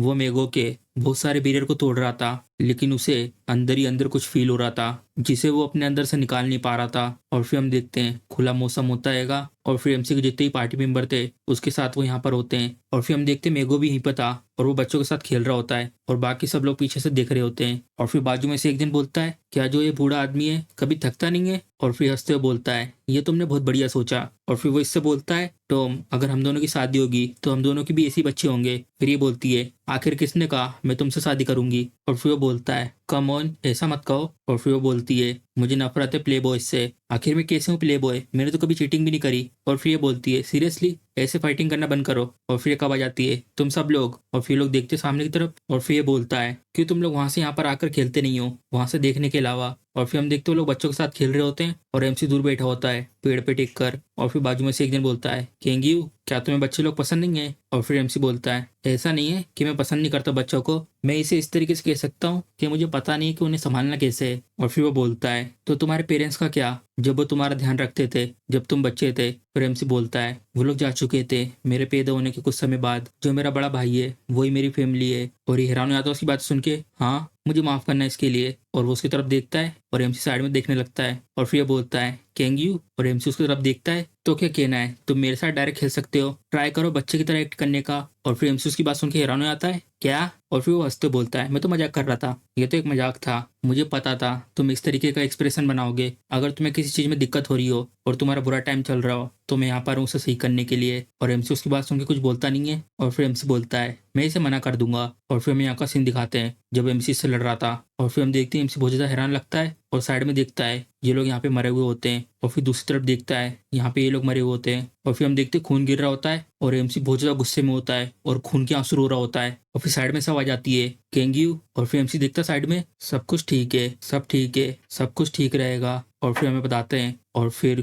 मेगो के लास्ट डिफेंस के साथ। और फिर हम देखते हैं एमसी रुक जाता है और फिर हम देखते हैं अपनी आंख बंद करा हुआ होता है और एमसी उसकी तरफ देखता है। और फिर एमसी अपनी पावर को यूज करता है और अपनी पावर से उसको पकड़ता है और ये भी हैरान हो जाती है और उसको नीचे ले आता है। जिया, क्या तुम अपनी एबिलिटी का यूज करके मेमोरी को रीड कर सकती हो? और वो बोलती है, हाँ। और फिर एमसी सामने की तरफ उंगली करता है, तो फिर प्लीज अपनी एबिलिटी का यूज करो और इसकी मेमोरी रीड करो। मैं ये जानना चाहता हूँ आखिर ये बूढ़ा आदमी सोच क्या रहा है ये करते समय। और फिर वो बोलती है, ये चीज क्या है? द हीरो मेगो। और फिर हम देखते हो अपनी पावर को यूज करती है, ये है वो मेमोरी जो मुझे हीरो मेगो की एबिलिटी से मिली है। और फिर एमसी बोलता है, ये दिखने में तो ठीक लग ही नहीं रही है। और फिर ये बोलती है, ये तो कितना क्यूट लग रहा है। और फिर एमसी बोलता है, आखिर इन कातिलों की मेमोरी भी इनके साथ क्यों है? और फिर ये बोलती है, ये इसलिए क्योंकि वो एबिलिटी इनके ऊपर कास्ट करी गई है और मैंने इनको जानबूझ के सामने डिस्प्ले नहीं करा है। और मैं तुम्हें बाद में अलग से इसलिए बता रही हूँ कि तुम किसी भी तरीके की गलती ना करो। और फिर एमसी बोलता है, चाहे कैसी भी इनकी स्टोरी क्यों ना हो, इससे मेरा डिसीजन चेंज नहीं होगा इनको एक्सिक्यूट करने का। और फिर वो बोलती है, ठीक है चलो। फिर वो उन सबको छोड़ देती है। फिर हम यहाँ का सीन दिखाते हैं और फिर एक जन बोलता है, सबके सब चलो स्टार्ट करते हैं ऑक्शन एबिलिटी यूजर्स का। ये जगह एक नर्क है। और फिर हम देखते हैं बहुत सारे एबिलिटी यूजर को यहाँ पे लॉक करके रखा होता है और ये दोनों भाई बहन भी यहाँ पे लॉक होते हैं, माइल और मेले। और फिर हमें बताते हैं और फिर वो इस समय 6 साल के होते हैं। तो सबसे पहले हम बताते हैं एक auction house the ability users का, एक अंडरग्राउंड ऑक्शन जो फॉलन सिटी के नीचे था और ये उन लोगों के लिए ओपन था जो वीआईपी लोग थे जिनको कलेक्ट करना पसंद है रेयर एबिलिटी यूजर एक हॉबी के रूप में। और जो माइल और मेले हैं उन लोगों को उनके फादर द्वारा यहाँ पर भेज दिया गया था। और यहाँ पे सबसे ज्यादा पॉपुलर एबिलिटी यूजर्स को खरीदा जाता है और इन सब में से जो पॉपुलर होते हैं वो होते हैं स्पेशल टाइप। और वो लोग भी जो लोग फिजिकल टाइप से बिलोंग करते हैं, जो लोग अपनी बॉडी को ट्रांसफॉर्म कर सकते हैं। और जो समनिंग टाइप एबिलिटी है वो बहुत ज्यादा कॉमन है, इसलिए ये लोग बहुत ज्यादा सस्ते हैं। इसलिए माइल्स और मेले ने अपने एबिलिटी टाइप को छुपाया था और इसी कारण इन लोगों को बहुत लंबे समय से किसी ने नहीं खरीदा था। और जब ये लोग इंतजार कर रहे थे कि कब इन लोगों को यहाँ से छुटकारा मिले, और तभी हम देखते हैं एक जन आके इन लोगों के सेल का गेट खोलता है और बोलता है, आओ बाहर, यहाँ पर कोई है जो तुम्हें खरीदना चाहता है। और फिर बोलती है, ओह तो ये है वो बच्चे जो लोग समन करते हैंगे एंजल और डीमन को। और फिर बोलता है कि यहाँ पे किसी तरीके का रीजन है जिसके कारण तुम इन लोगों को खरीदना चाहती हो? ये मैं तुमसे इसलिए पूछ रहा हूँ क्योंकि हम लोग दोबारा रिफंड नहीं देते। और फिर वो बोलती है, ओ मैं तो सिर्फ क्यूरियस थी। और फिर बोलता है, क्या? और फिर बोलती है, मैं तो बस ये सोच रही थी एंजल और डीमन की मीटिंग करने से क्या रिजल्ट निकलेगा। और फिर लोग भी उसकी बात सुन के कंफ्यूज हो जाते हैं। और फिर बोलती है, मुझे लगता है तुम लोगों को नहीं पता इसके बारे में क्योंकि तुम लोग अभी भी बच्चे हो, लेकिन तुम जल्दी इसके बारे में जान जाओगे। और तभी अचानक से ऊपर से आ जाती है और ये देखती ऊपर को। और फिर हम देखते हैं पूरी जगह हिल रही होती है और ये लोग देखते हैं दोनों के दोनों ऊपर। और तभी हम देखते हैं अचानक से उनके ऊपर एक मीटियोर आके गिरता है। और फिर हम देखते हैं उस जगह पे ऊपर एक मैजिक सर्कल होता है और उस जगह से वो मीटियोर गिरा होता है और वहाँ एक बहुत तेज धमाका होता है। और फिर हम देखते हैं हर जगह धुआं धुआं होता है। और फिर हम देखते हैं इनके आसपास एक बैरियर बन जाता है और इसके कारण इन लोगों को कुछ नहीं होता। और ये हैरान होकर बोलता है, आखिर ये सब क्या था? और फिर हम देखते हैं लोग भी बच जाते हैं, इनके आसपास भी बैरियर लग जाता है। और ये बोलता है, मेल क्या तुम ठीक हो? और फिर बोलती माइल। और तभी हम देखते हैं वहाँ पे जितने भी लोग थे सबके ऊपर बैरियर आ जाता है और ये लोग बोलते हैं, आखिर ये सब क्या है? और ऊपर से एक जन की हंसने की आवाज आती है और ये लोग देखते हैं ऊपर की तरफ। और फिर हम देखते हैं एक जन अपनी मूंछों को घुमा रहा होता है और फिर हम देखते हैं वही होता है जिसको हमने पहले देखा था और फिर हंसते हुए बोलता है मैजिक। और फिर हम देखते हैं उसके साथ जो होती है वो बोलती है कम ऑन मेगो। और फिर हम इसके बारे में बताते हैं इसका नाम होता है लिपस और इसकी एबिलिटी है समनिंग टाइप की और ये मेगो की असिस्टेंट है। और ये बोल रही होती है उससे आखिर ये किस तरीके की क्लास देगी, आखिर में आप कैसे कैचअप कर पाऊंगी। और फिर ये बोलता हंसते हुए लिपस अगर तुम कड़ी मेहनत करती हो तो तुम भी ये सब कर सकती हो, क्या मैंने तुमसे ये नहीं कहा था इमेजिनेशन सब कुछ है समनिंग टाइप की एबिलिटी के लिए। और फिर ये बोलती है लेकिन तुम तो बहुत ज्यादा फास्ट सिखा रहे हो। और फिर ये बोलता है क्या तुमने वो टास्क फिनिश कर दिया जो मैंने तुम्हें दिया था। और फिर वो बोलती है हाँ मैंने उन सबको ट्रांसपोर्ट कर दिया है जितने भी लोग ऑक्शन में आए थे और उन सबको बाहर निकाल दिया है जितने भी लोगों को पकड़ के रखा गया था। और फिर ये बोलता है चलो तो फिर अब हम अगली क्लास की तरफ चलते हैं।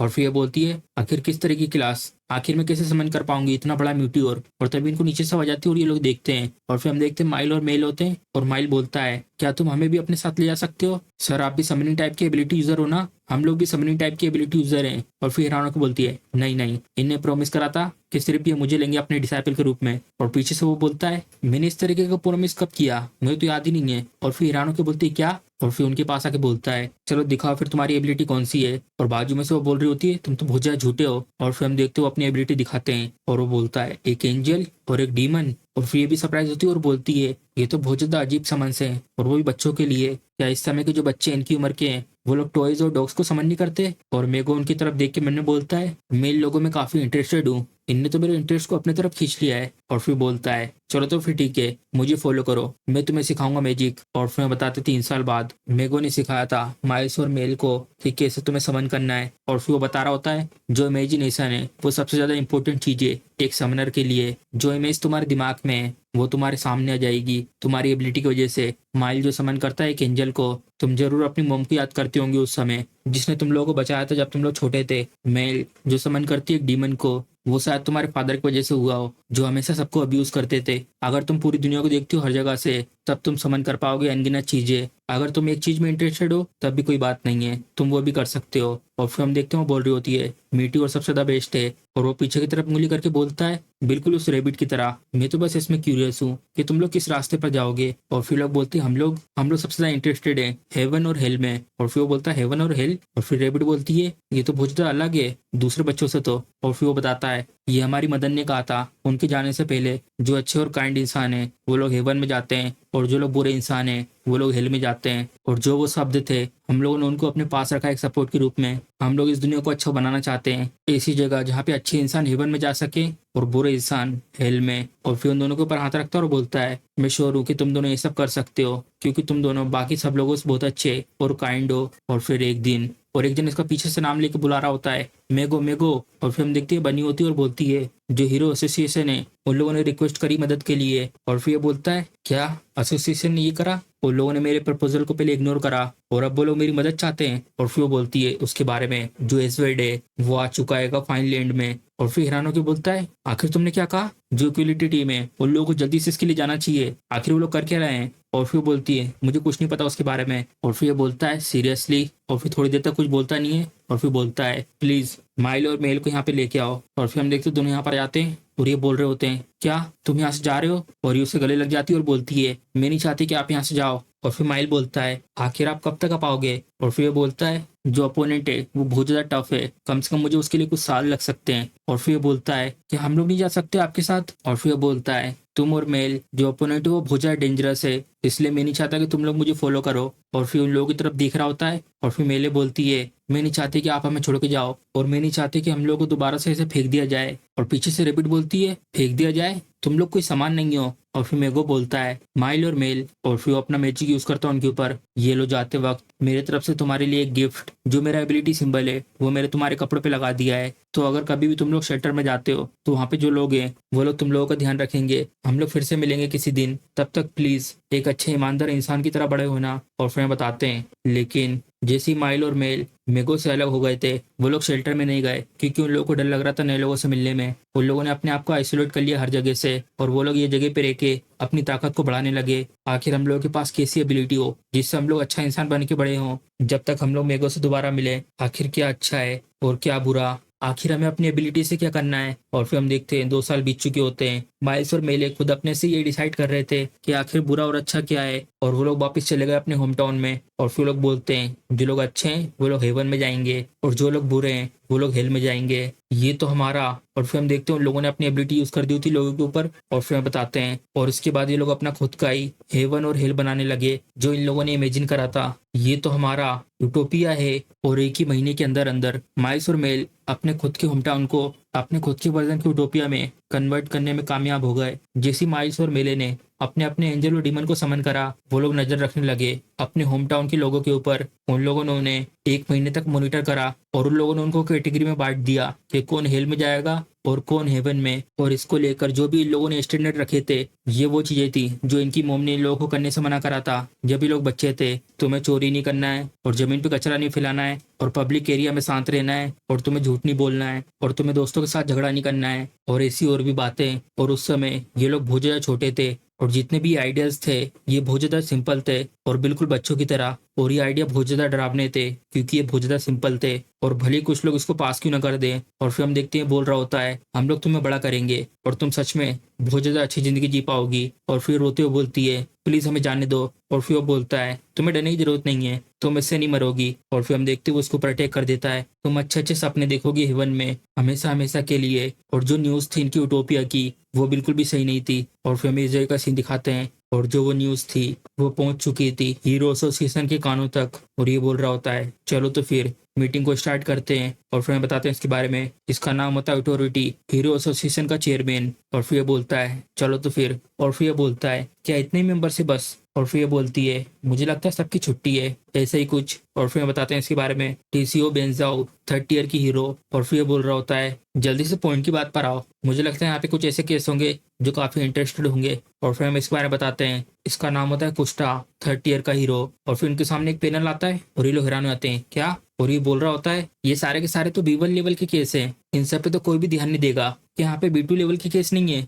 और फिर सामने वो बोलती है ये क्या बकवास है, मुझे अगर अपना टीयर इंक्रीज करना है तो मुझे कम से कम B2 लेवल के केस चाहिए। और फिर चेयरमैन बोलता है यहाँ पर एक हैगा B3 का, क्या तुम्हें वहाँ पे जाना है। और फिर ये बोलती है इतना भी नहीं कि मुझे डिफिकल्ट काम करना पड़े। और फिर उस पैनल में देख रही होती है और बोलती है लेकिन आखिर क्यों ये छोटे मोटे गांव वाला केस यहाँ पर आ गया, इसको देखने से ऐसा लगता ही नहीं है कि इसमें से मुझे कुछ पॉइंट मिलेंगे। और फिर चेयरमैन बोलता है वैसे जो ये 2 बच्चे हैं उन लोगों को उस गांव में ऑलरेडी B1 के लेवल में कैटेगराइज कर दिया है। और फिर बाजू में से बोलता है आखिर वो लोग कितने साल के हैं। और फिर चेयरमैन बताते हैं मुझे लगता है वो लोग 10 साल के हैं। और फिर लोग बात कर रहे होते हैं और ये लोग तो अभी भी बच्चे हैं और ये बड़े भी नहीं हुए हैं, लेकिन तभी भी इन लोगों ने गांव को कब्जे में कर लिया है। और फिर चेयरमैन बोलते हैं अगर उस समय तक जब ये लोग बड़े हो गए तब ये लोग कम से कम B2 या B3 लेवल के विलन बन जाएंगे तो हम लोगों को उन्हें ऐसी बड़े होने देना चाहिए जिससे हम लोग उन्हें बाद में पकड़ सकें। और फिर चेयरमैन बोलते हैं इसके लिए बहुत ज्यादा लंबा समय लग जाएगा, कम से कम इसमें 5 साल भी लग सकते हैं। और फिर बोलता है हाँ तुमने सही कहा। और फिर चेयरमैन बोलते हैं तो यहाँ पे एक और चीजें नोट करने के लिए, जो ये दोनों हैं वो मेगो के डिसाइपल हैं। और फिर लोग भी हैरान हो जाते हैं मेगो। और फिर बोलती है हाँ मैं समझ गई। और फिर लोग बोल रहे होते हैं कि हमें मेगो से बात नहीं करना चाहिए इन लोगों से डील करने के लिए। और फिर बोलता है जो मेगो है वो फाइनलैंड में गया है एजवेट को हराने के लिए। और फिर बोलती है अगर वो उसके पीछे गया है तो उसका काम तो वहीं लग जाएगा। और फिर उन लोगों की बात सुन रहा होता है तभी एक जन अपने हाथ को उठाता है और फिर हम देखते हैं जिसने अपने हाथ को उठाया होता है वो सामने बैठा होता है। और फिर बोलती है क्या मैं जा सकती हूँ। और फिर बताते हैं इसके बारे में क्यूथू 30 ईयर की हीरो और ये एक समनर है। और फिर हम देखते हैं अपनी बाइक से वो इस जगह पर आ जाती है और देखती है सामने की तरफ और फिर अपना हेलमेट निकालती है। वाओ। और फिर हम देखते हैं वो देख रही होती है उस विलेज को, क्या नजारा है। और तभी इसको एक जन देख रहा होता है और फिर हम देखते हैं दोनों देख रहे होते हैं इस बॉल में इसको। और ये बोलती है माइल हमारे पास एक इंट्रूडर आया है। और फिर बोलता है हाँ। और तभी हम देखते हैं उन लोगों को देख लेती है और फिर हम देखते हैं फोटो खींच रही होती है इन लोगों के साथ। क्या ये लोग किसी स्पेशल कैटेगरी से ब्रेन वॉश किए गए हैं और या तो उन लोगों ने इन्हें सुला दिया है। ऐसा देखने में तो लगता नहीं है कि ये लोग मर चुके हैं, कहीं ऐसा तो नहीं। और तभी हम देखते हैं पीछे वो देखती है और फिर हम देखते हैं उन लोगों की जगह पे ही आ जाते हैं। और फिर बोलते हैं तुम बाहर वाले आखिर तुम यहाँ पर क्यों आए हो। और फिर हैरान होकर बोलती है ओह वाह ये तो बहुत अच्छा है। तो ऐसा लगता है जिनके पास स्पेशल कैटेगरी है उनके पास बहुत बढ़िया एबिलिटी है, तुम इस तरह की चीजें भी कर सकते हो और इसके अलावा कुछ और। और फिर बोलता है पहले मेरे क्वेश्चन का आंसर दो। और फिर बोलती है लेकिन क्या मेगो को इसके बारे में पता है कि तुम एक स्पेशल कैटेगरी के हो। वो सिर्फ ऐसे लोगों को अपने डिसाइपल लेता है जिनके पास समनिंग टाइप हो। और फिर लोग भी कंफ्यूज हो जाते हैं और ये बोल रही होती है क्या तुमने उन्हें नहीं बताया। और फिर बोलता है आखिर तुम कौन हो। और फिर बोलती है मैं तुम्हारी सीनियर हूँ, मेरा नाम है क्यूथू। और फिर बोलता है हमारे सिर्फ एक ही सीनियर है और उसका नाम है लिप्स। और फिर ये बोलती है मेगो ने मुझे निकाल दिया था और मैं बहुत ज्यादा इंटरेस्टेड हूँ ऐसी चीजों में जो बहुत ज्यादा पेनी है। और उसने मुझे ये कहा था अगर मुझे ट्रेन करना है टेक टाइप मैजिक में तो मुझे अपने डिफेंस टाइप की मैजिक को भी ट्रेन करना होगा, लेकिन जो डिफेंस टाइप की मैजिक है वो मेरी टाइप की चीज नहीं है, तो इसलिए मैंने उनकी बात नहीं सुनी। और उसके बाद उन्हें धीरे धीरे मेरे ऊपर अटेंशन देना छोड़ दिया। वो भुजदा मतलबी है, मेरे को भुजदा मतलबी है, आखिर तुम इतने तक क्यों मतलबी हो, मतलबी मतलबी। और वो बहुत चिल्ला रही होती है ऐसे ही, और फिर लोग भी डर जाते हैं उसको देखकर, ये तो भुजदा डरावनी है। और उसने मुझे ये भी कहा था कि मैं बहुत ज्यादा टैलेंटेड हूँ मैजिक में। वो हमेशा स्माइल करते हुए मुझे शाबाशी देते थे। उनने मुझे पूरी तरीके से बाहर निकाल दिया और फिर अपना मैजिक यूज कर रहा होता है। अगर तुम अभी इस समय बाहर नहीं गई, और तभी वो सामने की तरफ देख के हैरान हो जाता है। और फिर हम देखते हैं उसने बहुत सारे वेपन को समन कर लिया होता है और वो सारे के सारे बहुत ही स्पीड में आगे की तरफ जाते हैं। और ये बोल रहा होता है ऐसा मत करो, इसे रोको। और फिर हम देखते हैं जितने भी लोगों को लोगों ने कंट्रोल करा था वो उन सबको मार रही होती है और एक एक करके सारे लोग मर रहे होते हैं उसके हथियार से। अगर मैं ये चीज करूंगी तो वो शायद मुझे याद रखेगा। क्यों? तो सबसे पहले हम देखते हैं हर जगह से खून ही खून निकल रहा होता है। और फिर हम देखते हैं जो लोग माइल्स और मेले के कंट्रोल में थे उन सब के अंदर समन किए हुए हथियार घुसे होते हैं। और फिर हम देखते हैं पेने पेने हथियारों को समन करके उन सब के ऊपर छोड़ रही होती है और बहुत तेज हंस रही होती है। और फिर हम देखते हैं आसपास जो भी लोग होते हैं सबको वो हथियार लग रहे होते हैं और ये सब करने से उसको बहुत ज्यादा अच्छा लग रहा होता है। और फिर बोलती है इफोरिया।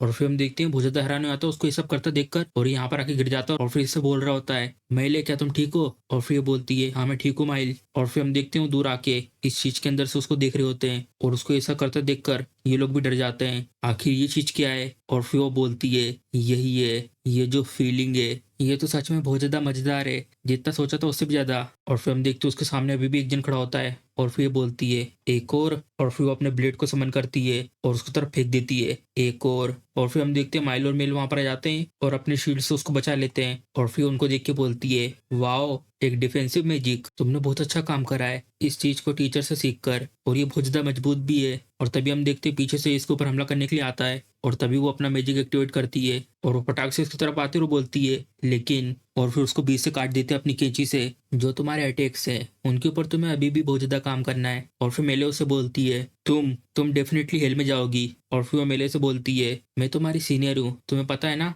जो तुम्हारे वर्ड है कितने ज्यादा हार्श हैं। और फिर हंसते हुए बोलती है मैं हमेशा से चाहती थी कि मैं अपनी एबिलिटी ऐसी जगह पे यूज करूं जहाँ पे बहुत सारे लोग हों, लेकिन अगर मैं ये करती तो मुझे अरेस्ट कर लिया जाता, भले ही मैं हीरो क्यों ना हूं। इसलिए मैंने वो सब नहीं करा था, लेकिन तुम लोगों ने मेरे लिए यहाँ पर एक अच्छी सी टेबल तैयार करके रख दी है, तुम्हारा बहुत बहुत शुक्रिया मेरी विश पूरी करने के लिए। और फिर वो अपने हाथ को ऊपर करती है हाँ अभी इस समय अब मुझे लगता है मैं उसे समन कर सकती हूँ। और फिर हम देखते हैं वो अपनी बहुत ज्यादा पावर लगा रही होती है और ये लोग भी उसकी तरफ देखते हैं हैरानी से। और फिर वो बहुत तेज चिल्लाती है और तभी हम देखते हैं एक बहुत बड़ा सा ब्लेड निकलता है और फिर हम देखते हैं वो ब्लेड पूरी सिटी के ऊपर होता है, बहुत बड़ा सा ब्लेड। और फिर हम देखते हैं इसकी आंख नाक और मुंह से हर जगह से खून निकल जाता है और बोलती है आखिर मैंने कर दिया। और फिर हमें बताते हैं जो पावर है इमेजिनेशन की वो सबसे ज्यादा इम्पोर्टेंट है समनर के लिए, जो एक्सपीरियंस और फीलिंग क्यूथू को मिली है। और गाइस किसी को पता नहीं क्यूथू कौन है? क्यूथू उसी लड़की का नाम है जिसने भी तड़ा ब्लेड समन करा है। और फिर हमें बताते हैं जो एक्सपीरियंस और फीलिंग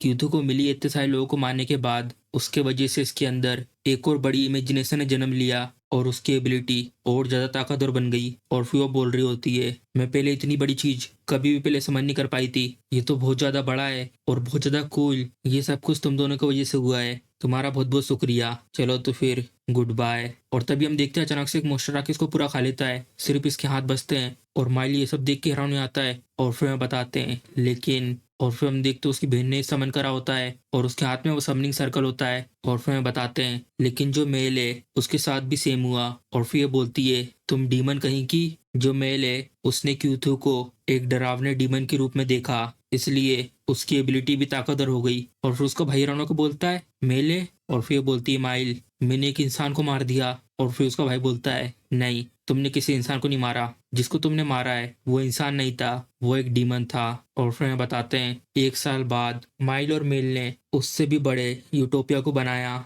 जो पूरा का पूरा उनका खुद का था और दोनों को हीरो एसोसिएशन में रजिस्टर कर लिया गया एक न्यू केस के रूप में, एएस और B2 विलेंस के रूप में रूकलेस प्रिजन में। और फिर हम देखते हैं मेगो ये सब देख के बहुत ज्यादा हैरान हो आता है और बोलता है माइल और मेल। और फिर ये मेगो से बोलते हैं मैंने ये सुना है कि वो लोग तुम्हारे डिसाइपल हैं। और फिर मेगो बोलता है आखिर ये सब कैसे हुआ? और फिर सामने वो मेगो से बोलते हैं यही चीज़ तो मुझे तुमसे पूछनी है। और फिर वो वहाँ से जाने लगते हैं और बोलते हैं मुझे अभी वहाँ पे जाना होगा। और फिर ये बोलते हैं नहीं तुम वहाँ पे नहीं जा सकते। और फिर मेगो हैरान होकर बोलते हैं क्या, लेकिन क्यों। और फिर पीछे वो बोलते हैं ये जो केस है ये तुम्हें असाइन नहीं किया गया है। और फिर मेगो बोलता है आखिर तुम ये सब क्या बात कर रहे हो। और फिर ये बोल रहे होते हैं मैंने तुमसे कहा था यहाँ आने से पहले तुम्हें इस वेट को मारना है, लेकिन तुमने वो चीज़ नहीं करी। मुझे तो विश्वास नहीं हो रहा कि तुमने उसे जिंदा पकड़ लिया था और तुमने उसे गवर्नमेंट के हाथ में दे दिया। और यहाँ पर मैं तुम्हें वो चीज़ नहीं करने दूंगा जो तुम करना चाहते हो। और फिर मेरे को चिल्लाते हुए बोलता है यहाँ पर तुमसे और ज़्यादा बात करने का कोई पॉइंट नहीं बनता, मैं जा रहा हूँ। और फिर वो बोलता है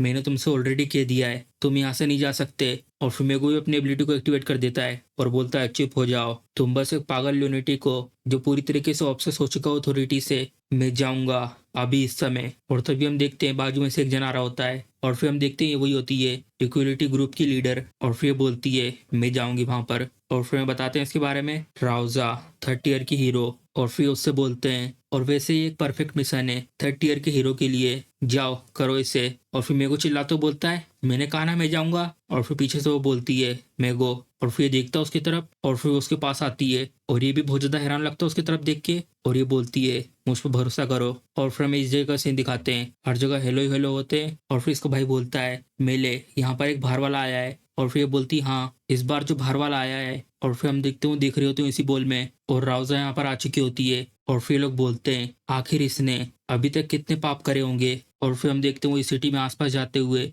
उन लोगों को ढूंढ रही होती है और तभी वो देखती साइड में। और फिर हम देखते हैं वो 3 लोगों को देखती है जिन लोगों को कंट्रोल किया होता है। और फिर उनको देख के बोलती है ये लोग तो वही हीरोज हैं जो लोग यहाँ पर पहले आए थे और देखने में ऐसा लगता है ये लोग कम से कम जिंदा हैं। और तभी ऊपर यहाँ पे सब कुछ चमकने लगता है। और फिर हम देखते हैं उन लोगों की जगह पे ये लोग आकर बोलते हैं बाहर वाले आखिर तुम कौन हो और तुम यहाँ पे क्या कर रही हो। और फिर ये बोलती है मैं हूँ हीरो राउजा और मैं यहाँ पर तुम लोगों को वापस ले जाने के लिए आई हूँ। और फिर लोग भी हैरान हो जाते हैं और बोलते हैं हीरो। और फिर पीछे उसकी बहन बोलती है फिर से एक और हीरो आ गया। और फिर वो अपने हाथ में मैजिक सर्कल बनाती है और फिर हम देखते हैं वो बहुत सारे मॉन्स्टर को समन कर लेती है और एक बहुत बड़ा सा मॉन्स्टर इसके ठीक सामने होता है। और फिर हम देखते हैं बहुत ज्यादा गुस्से में होती है और बोलती है निकल जाओ अभी इस समय यहाँ से, अगर तुम अभी यहाँ से नहीं गई तो तुम यहाँ से डायरेक्ट हेल पहुंच जाओगी। और फिर वो बोलती है ठीक है मैं वापस चले जाऊंगी। और फिर ये भी कंफ्यूज हो जाती है उसकी इसी बात सुन के। और फिर ये बोलती है लेकिन इसके रिटर्न में मैं चाहती हूँ कि तुम दोनों मेरे साथ आओ और चलो वापस चलते हैं यहाँ से साथ में। और फिर हम देखते हैं सारे के सारे मोस्टर जल रहे होते हैं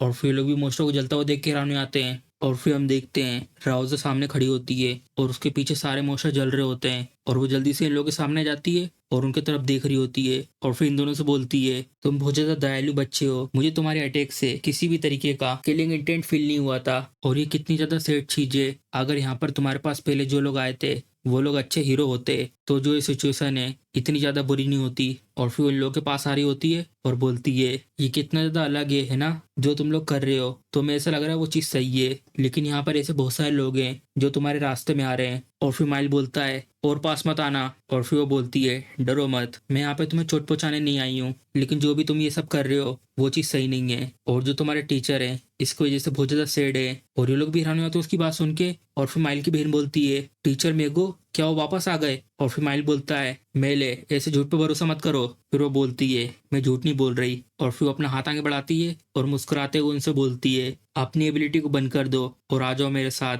अब समय आ गया है तुम्हारे टीचर के पास जाने का। और फिर ये दोनों देखते हैं उसकी तरफ और फिर हमें बताते हैं माइल्स और मेल उन लोगों ने फील करा था बहुत ही ज्यादा गर्माहट को रोज की तरफ से। और फिर हम देखते लोग यहाँ पर आ चुके होते हैं और फिर ये बोलती है मुझे पता था कि तुम यहाँ तक मेरा पीछा करोगे। और फिर हम देखते हैं मेगो यहाँ पर आ चुका होता है और फिर ये दोनों फटाक से इसके पास आके बोलते हैं टीचर। और फिर मेगो बोलता है माइल और मेले। और फिर लोग बहुत ज्यादा रो रहे होते हैं और बोलते हैं टीचर एक्चुअली में हमारे पास जो एबिलिटी है वो एक स्पेशल टाइप की है और हमारी मदर ने ये कहा था कि हम लोग इस चीज को बाकी लोगों से छुपा के रखें और आप सिर्फ समनर को अपना डिसाइपल बनाते हो, क्यों है ना, हमें माफ कर दो हमने आपसे झूठ बोला। और फिर मेरे को बोलता है माइल मैं सिर्फ समनर को अपना डिसाइपल बनाता हूँ, आखिर तुमसे ये किसने कहा। और फिर वो बता रहा होता है एक हीरो जिसका नाम क्यूतू था और उसने ये कहा था कि वो तुम्हारी डिसाइपल है। और फिर भी हैरानों को बोलते हैं मेरी डिसाइपल माइल, मैंने किसी और को नहीं लिया है अपना डिसाइपल, तुम्हें और माइल और लिपस को छोड़कर। मैं उससे सिर्फ एक ही बार मिला था और वो भी एसोसिएशन में और मैंने सिर्फ उसे एक एडवाइस दी थी।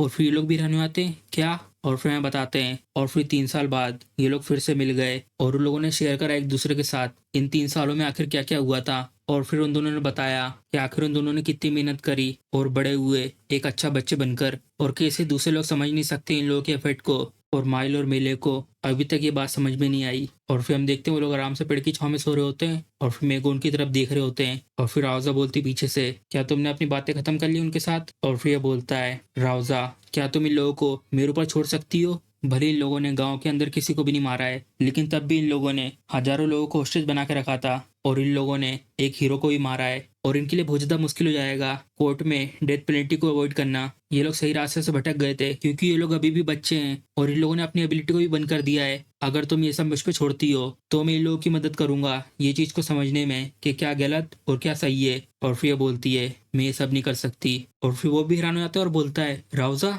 और फिर वो बोलती है, तुमने कहा ये अभी भी बच्चे हैं, मैं भी ऐसे कानून से सहमत नहीं हूँ जिसमें यूटोरिटी ने बदलाव किए हैं जिससे उसको अनुमति मिल जाए नाबालिग बच्चों को फांसी की सजा देने की। लेकिन कानून तो कानून है, और वैसे भी जो हीरोज की जॉब है वो क्रिमिनल्स को अधिकार देना नहीं है। और फिर ये बोलता है, राउजा। और फिर वो बोलती है, लेकिन मैं फील कर सकती हूँ जो तुम अभी फील कर रहे हो। यहाँ पर अभी बहुत सारी दिक्कतें अभी इस समय इस दुनिया में, तो इसलिए मेगो क्या तुम प्लीज आज के बाद से मेरे साथ काम करोगे? और फिर ये बोलता है, लेकिन इन सब बातों का इन दोनों से क्या लेना देना है? और फिर वो बोलती है, मैं चेंज करूंगी इस दुनिया को।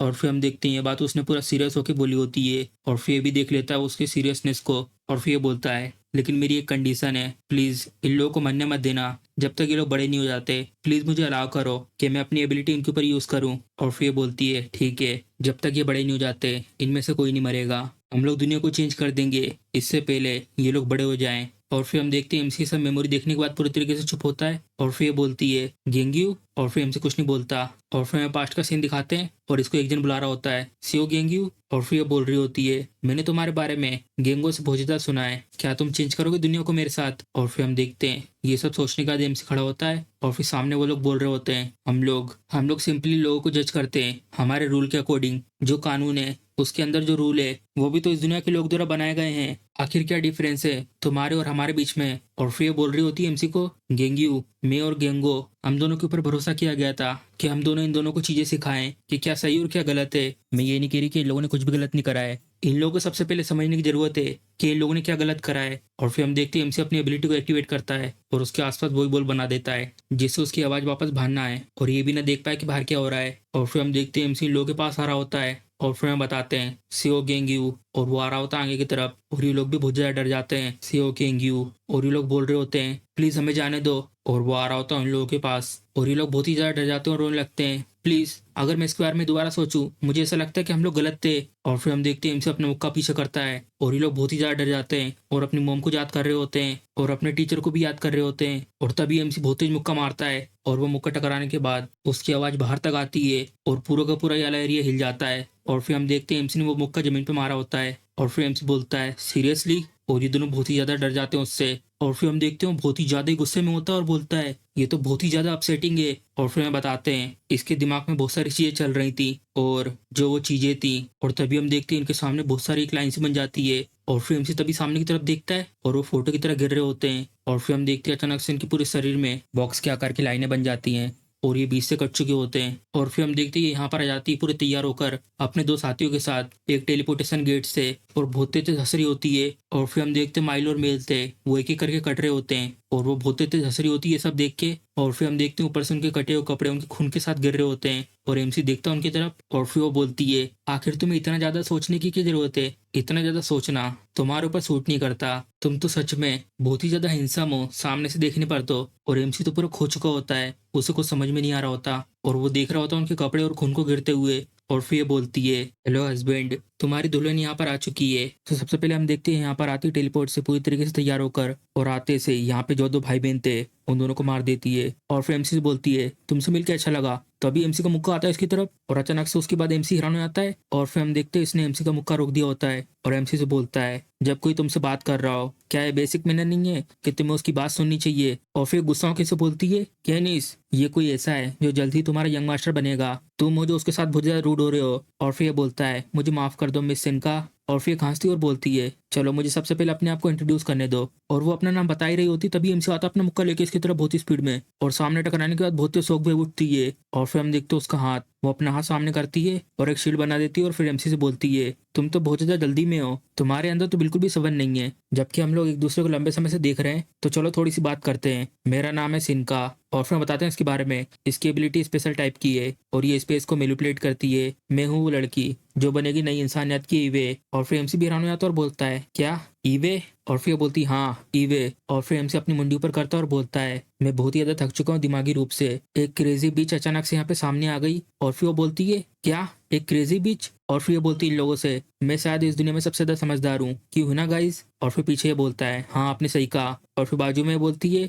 हाँ मुझे भी ऐसे लगता है। और फिर एमसी से बोलती है, गेंग्यू क्या तुम्हें पता है जो मेनकाइंड है इस समय बहुत ही ज्यादा डेंजरस सिचुएशन में है। जो मेनकाइंड है वो धीरे धीरे खत्म हो रही है इस समय। अगर ये सब चलता रहा तो हम सब भी एक्सटिंक्ट हो जाएंगे। और फिर एमसी उसकी बात सुन के बोलता है, क्या? और फिर वो बोलती है, गेंग्यू तुम्हें क्या लगता है आखिर मेनकाइंड के लिए क्या खतरा है? तुम जो इक्वलिटी से बिलोंग करते हो शायद ऐसा सोचते होंगे जो विलन्स हैं और जो पास्ट के हीरोज हैं उनके पास है ये एब्सोल्यूट अथॉरिटी, लेकिन ये पूरी तरीके से गलत है। अभी इस समय जो मेनकाइंड को धीरे धीरे खा रहा है वो लोग हैं बिना कोई एबिलिटी वाले, जो लोग जी रहे हैं एक टाइटल के साथ नॉर्मल, और जिनके पास जेनेस है वो लोग चुने गए हैं। सिर्फ वही लोग जो पोजेस करते हैं सुपीरियर जेनेस को वो लोग प्रोड्यूस कर रहे हैं फ्यूचर जनरेशन को। लेकिन इन लोगों के सेक्रीफाइस के कारण जिन लोगों ने सुपीरियर जीनेस को दिया है, जिन्हें चुना गया माना गया था, लेकिन वो बहुत ही ज्यादा स्पीड में डबल होते चले गए। एग्जाम्पल के रूप में सेकंड जेन के इक्वलिटी हीरोज जिनको लीड किया गया था राउजा के द्वारा, वो लोग पोजेस करते हैं सबसे ज्यादा इंक्रेडिबल जेनेस, लेकिन फिर भी वो लोग इस तरीके से क्यों मारे गए? हालांकि जो प्रकृति का लॉजिक है वो कुछ और ही बताता है। ये तो नेचुरल है,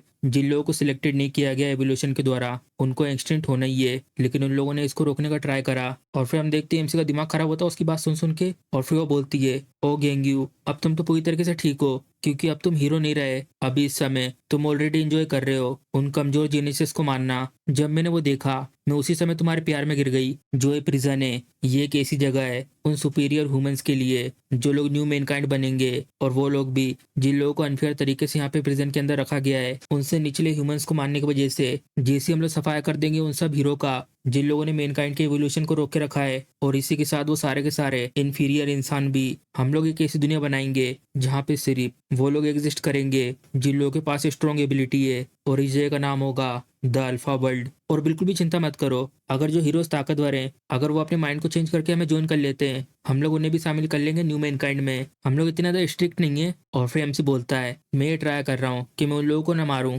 जो लोग क्रिमिनल्स नहीं है, लेकिन देख के ऐसा लगता है मारना जरूरी है। और फिर ये बोलती, मारना अभी इस समय? ओ माय ये तो बहुत ज्यादा एम्बेरसिंग है। और फिर पीछे से वो बोलती है, मिस सिंका मुझे नहीं लगता कि जो आप सोच रही हो वो ये सेम बात कर रहा है। और फिर ये बोलती है, ठीक है, लेकिन ये सब अभी नहीं करना है, ये सब हम तब करेंगे जब हम लोग अगली बार अकेले होंगे। और फिर पीछे ये बोलती है, मिस सिंका मैंने आपसे कहा ना इसका वो मतलब नहीं था जैसा आप सोच रही हो। और फिर सामने सिंका बोलती है, शांत हो जाओ तुम्हें कुछ भी नहीं पता। और फिर खांसती और बोलती है, चलो इस मामले में तुम बनोगे एडम और मैं बनूंगी ईवे। एक नया बच्चा बनेगा हम दोनों से जो आगे बढ़ाएगा मेनकाइंड के एवोल्यूशन को। एक्चुअली में सबसे पहले मैंने सोचा था स्विंग वेंग को एज एडम लेकर, और गाइस ये उसकी बात कर रही जिसने एमसी के ब्रदर को मारा था, और मैंने उसको बचाने के लिए एक ईएमपी अटैक भी करा। और फिर एमसी उसकी बात सुन के हैरान हो जाता है, लेकिन जो सिक्योरिटी है इस जेल की बहुत ही ज्यादा स्ट्रॉन्ग है, जितना मैंने सोचा था उससे भी ज्यादा। कोई भी अंदर का अटैक इसको कुछ भी नहीं कर पा रहा था। इसीलिए जैसे हमारे हाथ में लगी इसके अंदर की चीजें हम लोगों ने यूज करा एक कस्टमाइज ईएमपी और उसको ब्लास्ट कर दिया मेरी एबिलिटी को यूज करके। और फिर एमसी बोलता है, ईएमपी? और फिर वो बोलती है, और फिर मैं उसके बाद स्युंग वेंग से बात करने वाली थी, ये अभी भी अंडर एजेगा और ये अभी तक पूरी तरीके से बड़ा नहीं हुआ है। तुम्हें पता है तुम्हारी एबिलिटी जब भी कंप्लीट होती है जब तुम पूरी तरीके से बड़े हो चुके होते हो, लेकिन जो टाइम है वो बहुत ज्यादा प्रीसियस है। लेकिन ये चीज मुझे रोक नहीं सकती। मेरा नाम सिंका है, मतलब पूरी तरीके से इमेजिनेशन से भरा हुआ। मुझे एक अच्छा सोल्यूशन मिला इसके लिए। जब तक स्विंग विंग बड़ा नहीं हो जाता मैं तुम्हारे साथ काम करूंगी मेनकाइंड के लिए। एक बार वो बड़ा बन गया तो हम लोग उसके साथ काम करेंगे मेनकाइंड के लिए। मैंने ढूंढ लिया सोल्यूशन को, दो सुपीरियर जेन्स को आगे बढ़ाना जो तुम लोगों के हैं। तो तुम क्या सोचते हो इसके बारे में? तुम दोनों ऐसी फैमिली बन सकते हो जिनका खून का रिश्ता नहीं है, तुम लोग आपस में अपना झगड़ा सुलझा सकते हो। क्यों अच्छा नहीं है? समझ गए ना तुम मैं क्या कह रही हूँ? और फिर एमसी बोलता है, तो वो तुम लोग हो जिन लोगों ने एमपी अटैक करा था, क्यों? और फिर भी हैरान हो जाती है और बोलती है, मैं इसके बारे में बात नहीं कर रही हूँ, मेरा मतलब इसका नहीं था, दूसरी चीज के बारे में था। और फिर बोलती है, अच्छा हाँ जो तुम्हारा बड़ा भाई था वो यहाँ पर एक प्रिजनर इंस्पेक्टर था है ना, और वो मारा गया एमपी अटैक के बाद। सब कुछ ठीक है, तुम मेरे साथ एक दूसरी फैमिली बना लेना। चलो तो फिर बनाते हैं एक साथ अपनी फैमिली को, जितनी बड़ी पॉसिबल हो सकती उतनी। तो क्या कहना है इसके बारे में, तुमने डिसाइड कर लिया? और फिर एमसी बोलता है ये मैंने बहुत पहले ऑलरेडी डिसाइड कर लिया था।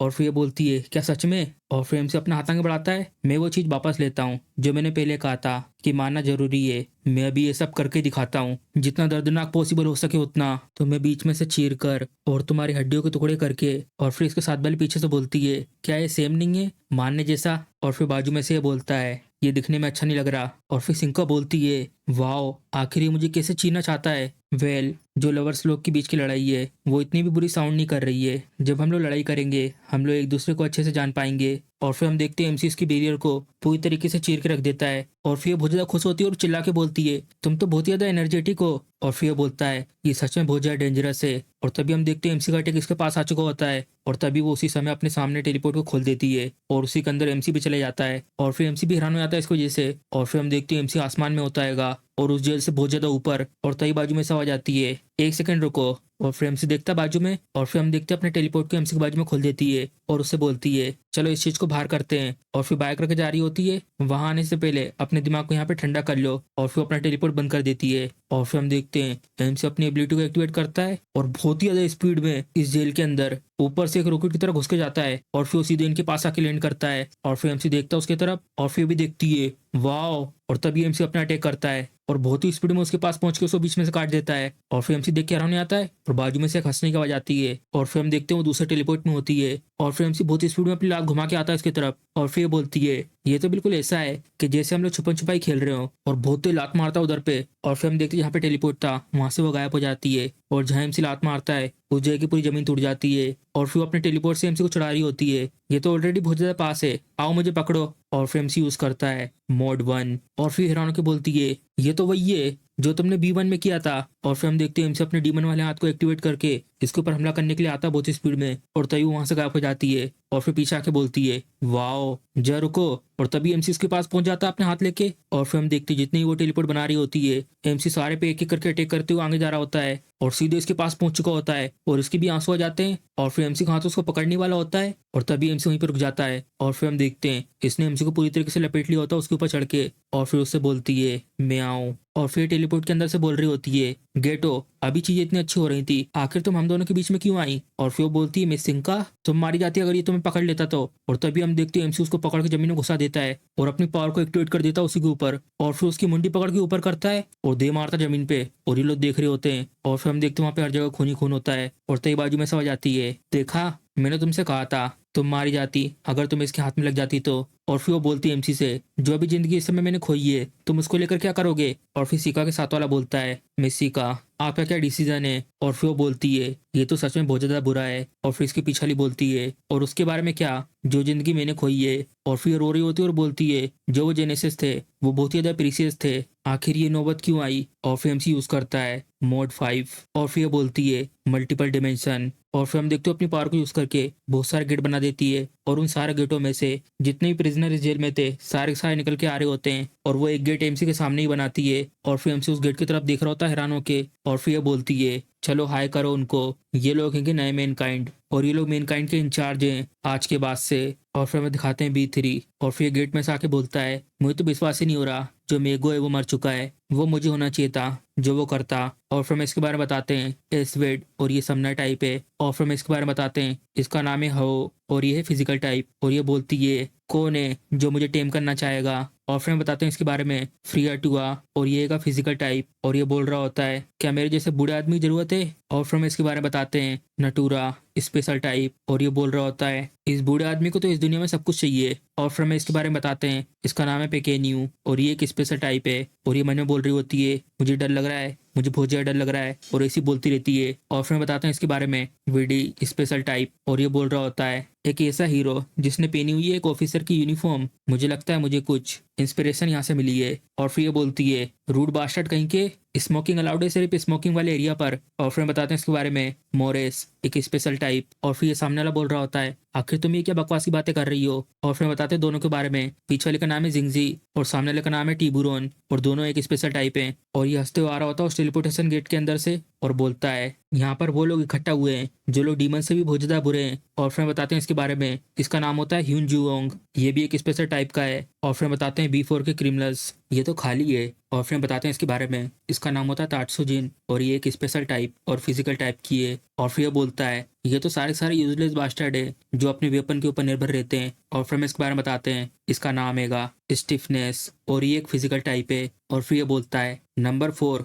अभी तक जिंदा है। और फिर हम इसके बारे में बताते हैं, इसका नाम होता है टेरापीर और इसकी एबिलिटी भी फिजिकल टाइप की है। और फिर ये बोलती है मुझे पता था जो ये कपड़े हैं वो बहुत ही ज्यादा कंफर्टेबल होंगे। और फिर हम बताते हैं इसके बारे में, इसका नाम है मेलिडी और इसकी एबिलिटी है समनर और स्पेशल टाइप की। और फिर हम इसके बारे में बताते हैं, इसका नाम है हाइरो, इसकी एबिलिटी है फिजिकल टाइप की। और तभी एमसी सामने की तरफ देखता है और वो अपने भाई की खून से सनी हुई टोपी को देख रहा होता है। और फिर हम देखते हैं जिसने उसके भाई को मारा था वो ठीक इसके सामने वाले टेलीपोर्ट से आ रहा होता है। और फिर हम बताते हैं B5 के क्रिमिनल्स, सबसे पहले ये, और ये कुछ बोलती नहीं है और इसका नाम होता है अहोरा, ये एक स्पेशल टाइप की है। और फिर हम इसको देखते हैं जिसने एमसी के भाई को मारा था और वो एमसी को देख के यहाँ पे बहुत ज्यादा खुश होता है और उसका नाम लेता है। और तभी एमसी उसे देखकर यहाँ पे बहुत ज्यादा गुस्से में जाता है और एक खतरनाक पावर अप करता है और ये देख रहा होता है एमसी को पावर अप करते हुए। और फिर एमसी यूज करता है मोड 0 और एमसी बहुत ही ज्यादा खतरनाक लग रहा होता है और गुस्से में देखता है उसकी तरफ और ये बहुत ही ज्यादा खुश हो जाता है एमसी को ऐसे देखकर और बोलता है चलो तो फिर एक साथ फिर से खेलते हैं। और फिर हम देखते हैं दोनों के दोनों आमने सामने होते हैं और एमसी आता है इसके ऊपर हमला करने के लिए। और फिर हम देखते हैं एमसी बहुत ही ज्यादा गुस्से में होता है और बहुत ही स्पीड में आता है उसकी तरफ और फिर भी अपने हाथ को आगे कर रहा होता है। तभी एमसी इसके बहुत पास पहुंच चुका होता है और तभी हम देखते हैं दोनों आपस में बहुत टकराते हैं और उन दोनों के टकराने से बहुत ज्यादा एनर्जी निकल रही होती है। और तभी हम देखते हैं उस जेल के बाहर का सीन,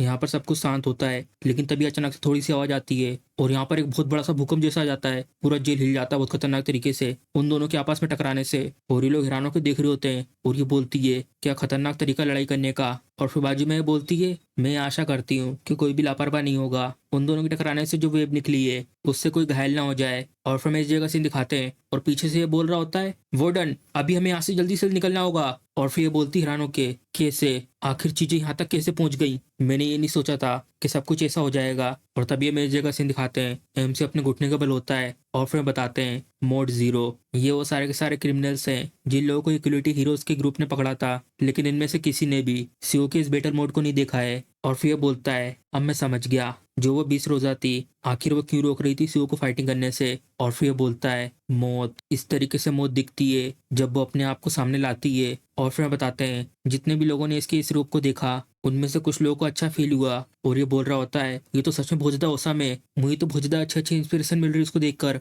और फिर ये बोलता है ये हुआ ना असली मर्द। और फिर उनमें से कुछ लोगों को जेलसी हुई और ये बोल रहा होता है ये तो एक स्पेशल एबिलिटी है, मैं तो इसको चुरा भी नहीं पाऊंगा। और ये कुछ बोलती नहीं उसको देखकर और कुछ लोगों को दुख हुआ। और फिर ये बोल रही होती है आखिर इसने क्यों इस तरीके का डिसीजन लिया। और कुछ लोगों को बहुत ज्यादा खुशी हुई और ये बोल रहा होता है सीओ केंगयू आखिर तुमने मुझे अपनी वाली टेक्निक पहले क्यों नहीं दिखाई जब हम लोग पहले फाइट कर रहे थे, तुम्हारे पास ऐसी और भी चीजें हैं। और फिर ये बोल रहा होता है तुम तो बहुत ज्यादा इंक्रेडिबल हो। तभी एमसी बहुत स्पीड में अपना मुक्का बना के आता है इसकी तरफ और एक बहुत पावरफुल मुक्का मारता है इसमें। और फिर ये बोलता है लेकिन तुम्हारे पास अभी भी बहुत कुछ है क्यों, है ना। और तभी हम देखते हैं वो एमसी के ऊपर लगातार बहुत सारे अटैक कर देता है और लगातार ये अटैक करने की वजह से एमसी भी पीछे की तरफ गिर रहा होता है। तभी वो पीछे जाकर रुक जाता है और अपना पैर जमीन पर गड़ाता है और सीधे सामने की तरफ भागने लगता है। और फिर हम देखते हैं एमसी बहुत ही स्पीड में इसकी तरफ आ रहा होता है और अपना हाथ को आगे बढ़ाता है। और तभी हम देखते हैं एमसी का हाथ इसके पास आ गया था लेकिन वो वहीं के वहीं रुक जाता है। और फिर ये बोलता है मैंने पहले से ही मेरे सामने के स्पेस को कंडेंस कर दिया था। और तभी हम देखते हैं वहां पे एक बहुत ही धमाका होता है और ये भी देख के हैरानी आती है वाओ क्या तो डरावना बच्चा है, सिर्फ अपनी एबिलिटी भर से ये इतना ज्यादा स्ट्रॉन्ग है बिना किसी कॉम्बैट एबिलिटी को यूज करे। और वैसे भी ये अभी भी छोटा है, अगर ये बड़ा हो गया तब ये कितना ज्यादा और मोस्टर बन जाएगा। और फिर चिल्लाते हुए बोलता है सीओ आखिर तुम चले कहाँ गए, मुझे पता है तुम्हें हराने के लिए इतना काफी नहीं है। और ये एमसी का नाम ले रहा होता है और तभी एमसी आता है बहुत स्पीड में इसकी तरफ और एक भर के मुक्का मारता है इसके मुंह पे और एमसी का मुक्का खाने की वजह से इसके मुंह से खून निकलने लगता है। तभी एमसी तैयार हो जाता है दूसरा मुक्का मारने के लिए और एक और खतरनाक मुक्का मारता है इसके पेट पे और इतना खतरनाक मुक्का खाने की वजह से इसकी भी आंखें खुल जाती हैं और वो बहुत ही स्पीड में जा रहा होता है पीछे की तरफ और जाके सीधे पीछे दीवार में टकराता है और एक बहुत ही धमाका होता है और ये लोग भी देख रहे होते फाइट करते हुए। और तभी हम देखते हैं अचानक से एमसी बहुत ही स्पीड में इन दोनों की गर्दन काट देता है और सीधा भग के आता है इसकी तरफ और एक खतरनाक मुक्का मारता है उसके ऊपर। और तभी हम देखते हैं इसने बैरियर लगा दिया होता है और बोलता है डिफेंस मैजिक। जो मेगो का डिफेंस मैजिक है सच में एक मास्टरपीस है। सच में ये कितना ज्यादा बेस्ट है कि वो इतनी जल्दी मर गया। क्या तुम्हें जाना पहचाना फील नहीं हो रहा तुम्हारे टीममेट के मैजिक को देखकर? और तभी हम देखते हैं एमसी उस बैरियर को तोड़ रहा होता है और फिर ये बोलता है सीरियसली मैं सच में तुम्हारी ताकत से बहुत ज्यादा जलस हूँ। और फिर हम देखते हैं एमसी उसकी बैरियर को तोड़ देता है और तभी साइड में से आके एमसी को लात मार देता है और वो लात पड़ने की वजह से एमसी बहुत ज्यादा दूर जाके गिरता है। और ये लात मारने के बाद एमसी की तरफ देखता है और तभी हम देखते हैं एमसी बहुत ज्यादा खतरनाक लग रहा होता है और धीरे धीरे खड़े होता है और जिसने लात मारी थी उसको तरफ देखता है बहुत गुस्से में। और तभी नीचे से ये बोलता है रुक जाओ सियो केंगयू, तुम्हें मेरे साथ खेलना है लेकिन मैं इसे किसी भी तरीके से देखूं तुम्हें देख के ऐसा लग रहा है कि तुम अभी भी कुछ छुपा रहे हो। अभी इस समय और पहले जब हम लोग शुरुआत में फाइट कर रहे थे उस समय भी क्या तुम होल्ड बैक कर रहे हो क्योंकि उस प्रिजनर ऑफिसर की वजह से? तुम तो सच में बहुत नरम दिल हो लेकिन इतना सब काफी नहीं है। मैं बनाऊंगा एक प्लेग्राउंड सिर्फ हम दोनों के लिए। और तभी वो अपनी उंगलियों को बंद कर रहा होता है और फिर हम देखते बाहर का सीन सब कुछ शांत होता है और तभी जो दीवारें होती हैं वो एक जगह पे सिकुड़ रही होती हैं और तभी अचानक से पूरा जेल हिलने लगता है और ये लोग भी हैरान हो जाते हैं और ये लोगों के नीचे की जमीन टूट जाती है। और फिर ये बोलती है आखिर अब ये क्या है? और ये ऊपर की तरफ देख रहा होता है और इसके पसीने निकल जाते हैं वो सब देखकर। और फिर हम देखते हैं सब कुछ एक जगह इकट्ठा हो रहा होता है और फिर उसको देख के बोलता है क्या मैं सच में सब कुछ सही देख रहा हूँ? चलो अभी स्टार्ट करते हैं, चलो अब बाहर चलते हैं खेलने के लिए।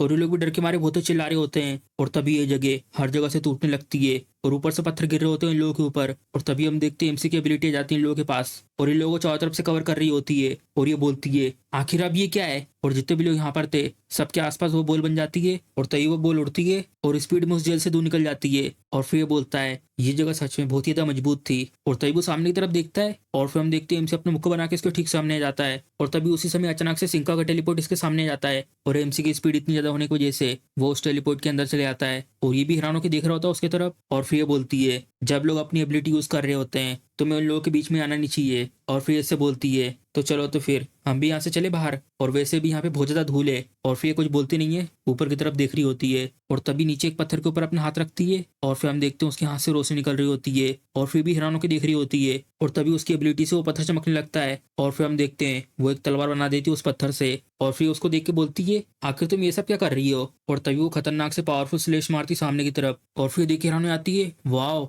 और फिर अपना टेलीपोर्ट बना के बोलती है आखिर तुम अपनी ताकत ऐसी चीजों में बर्बाद क्यों कर रही हो? हम लोग इस रास्ते से बाहर जा सकते हैं। चलो तो फिर ठीक है, बाहर चल के वहाँ पे इकट्ठा होते हैं। और फिर मैं यहाँ का सीन दिखाती सिटी का और ये सारे लोग हैरान हो जाते हैं सामने की तरफ देखकर। और फिर हम देखते हैं एमसी टेलीपोर्ट होकर इस जगह पर जाता है और सबके सब इसको देख रहे होते हैं और फिर बोलते हैं आखिर ये चीज क्या है? और तभी हम देखते हैं उसके नीचे वो टेलीपोर्ट आ जाता है और तभी वो टेलीपोर्ट की वजह से उनके सामने से गायब हो जाता है और ये लोग हैरान होकर आपस में बात कर रहे होते हैं आखिर ये चीज क्या थी? क्या ये कोई विलन था? और फिर हम देखते हैं एमसी यहाँ पर आ चुका होता है और हर जगह धूल ही धूल होती है। और फिर वो देखता है गुस्से में सामने की तरफ और फिर हम देखते हैं जो वो जेल थी उसको एक बड़ा सा गोला बन जाता है और वो एमसी के सामने हवा में उड़ रही होती है। और फिर हम देखते हैं सामने उड़ रहा होता है बॉल को लेकर और उस बॉल के बीच में से नीले कलर की रोशनी निकल रही होती है और तभी जो वो बॉल थी वो फटने लगती है और फिर बोलता है बूम। और फिर हम देखते हैं एमसी के ठीक सामने वो बॉल फटती है और फिर हम देखते हैं उस बॉल के फटने के बाद का सीन नीचे एक बहुत बड़ा सा गड्ढा बन चुका होता है और फिर आता है जमीन पे। और फिर हम देखते हैं उस धमाके के बाद एमसी घुटने पर आ जाता है और फिर हम देखते हैं एमसी का चेहरा, एमसी को चोट लग जाती है उस धमाके की वजह से और वो गुस्से में देख रहा होता है सामने की तरफ और जितने भी लोग थे वो सारे ऊपर से देख रहे होते हैं। और फिर ये बोलती है तुम लोगों में से कोई भी इन दोनों के बीच में नहीं आएगा,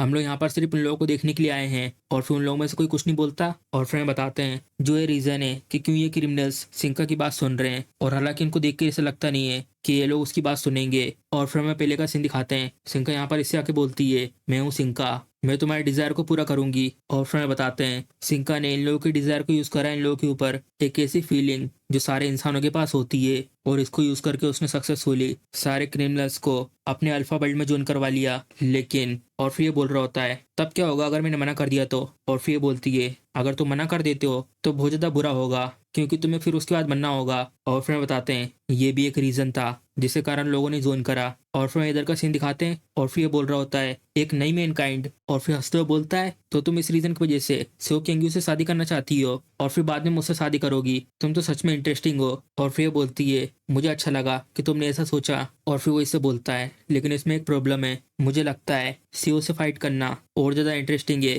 तुम्हारे ऑफर से। और फिर ये बोलती है अगर तुम कम समय की खुशी के लिए जाते हो तो तुम्हें उसकी लत लग सकती है, तो तुम्हें लंबे समय के बारे में सोचना चाहिए। अगर तुम केंग्यू को मार देते हो तो फिर उसके बाद तुम्हारी जिंदगी में कुछ भी मजे करने के लिए नहीं बचेगा। और फिर वो बोलता है सब कुछ ठीक है, मैं भी शायद आखिरी में मारा जाऊंगा और मुझे इससे कुछ भी दिक्कत नहीं है क्योंकि मैं आखिरी में खुश होकर मरूंगा। और फिर उसकी बात सुन के बोलती है अगर मैं बच्चा पैदा करती हूँ गेंग्यू और फिर उसके बाद दूसरा तुम्हारे साथ, वो फिर तुम्हें एंटरटेन करके रखेंगे जब वो बड़े हो जाएंगे। और एक बार जब तुम बड़े हो गए तो तुम और भी ज्यादा स्ट्रोंग बन जाओगे, जितने तुम अभी हो उससे भी ज्यादा। और फिर उसके बाद तुम और भी ज्यादा मजे कर सकते हो गेंग्यू के साथ फाइट करते वक्त। चलो तो फिर लंबे समय के लिए सोचो, अगर तुम हमारे साथ काम करते हो तो तुम मजे कर पाओगे मरते दम तक। और फिर देखता है हैरान होकर उसकी तरफ और फिर भी बहुत ज्यादा खुश होती हैगी और फिर भी मुस्कुराता है और फिर बोलता है ठीक है चलो तो फिर इसको ट्राई करके देखते हैं, ये भी मजेदारी होगा। और फिर भी खुश हो जाती है उसकी बात सुन के और फिर बोलती है ये तो बहुत ज्यादा अच्छा है, तुमने बहुत अच्छा डिसीजन लिया है। और फिर ये बोलता है लेकिन मैं तुमसे प्यार नहीं करता, आखिर हम लोग कैसे शादी करेंगे फ्यूचर में। और फिर उसके पास आके बोलती है सब कुछ ठीक है, तब तक तो तुम मुझसे प्यार करने लगोगे, मुझे यकीन है इस बात का। और तभी मैं यहाँ का सीन दिखाते हैं और एमसी बहुत तेज मुक्का मारता है इसके पेट पे और वो मुक्का पड़ने के बाद वो बहुत दूर जाकर टकराता है और फिर उसके मुंह से खून निकल रहा होता है और फिर हंस रहा होता है और बोलता है मुझे लगता है सिर्फ एक हाथ को यूज करना काफी नहीं होगा, सियो कुछ तो कहो, क्या तुम ऐसे ही पूरे समय तक चुपचाप रहोगे और या तो फिर तुम बात नहीं कर सकते इस फॉर्म में रहकर। ओ क्या तुम्हें ये पता है आखिर ये क्या चीज है। और फिर उस बॉल को दिखा के बोलता है ये तुम्हारा भाई है। और फिर उसकी बात सुन के एमसी को बहुत ही गुस्सा आता है और वो पूरी तरीके से कंट्रोल से बाहर हो चुका होता है और बहुत तेज चिल्लाता है और चिल्लाते हुए इसके ऊपर अटैक कर रहा होता है और बहुत ही स्पीड में जाता है उसके पास। और फिर ये बोलता है ओ तो मुझे लगता है कि तुम बोलने में सक्षम हो। तो इसी के साथ हमारा एपिसोड खत्म हो जाता है। अगर आपको वीडियो पसंद आई तो वीडियो को लाइक चैनल सब्सक्राइब करना मत भूलिएगा। चलिए मिलते हैं अगले एपिसोड में।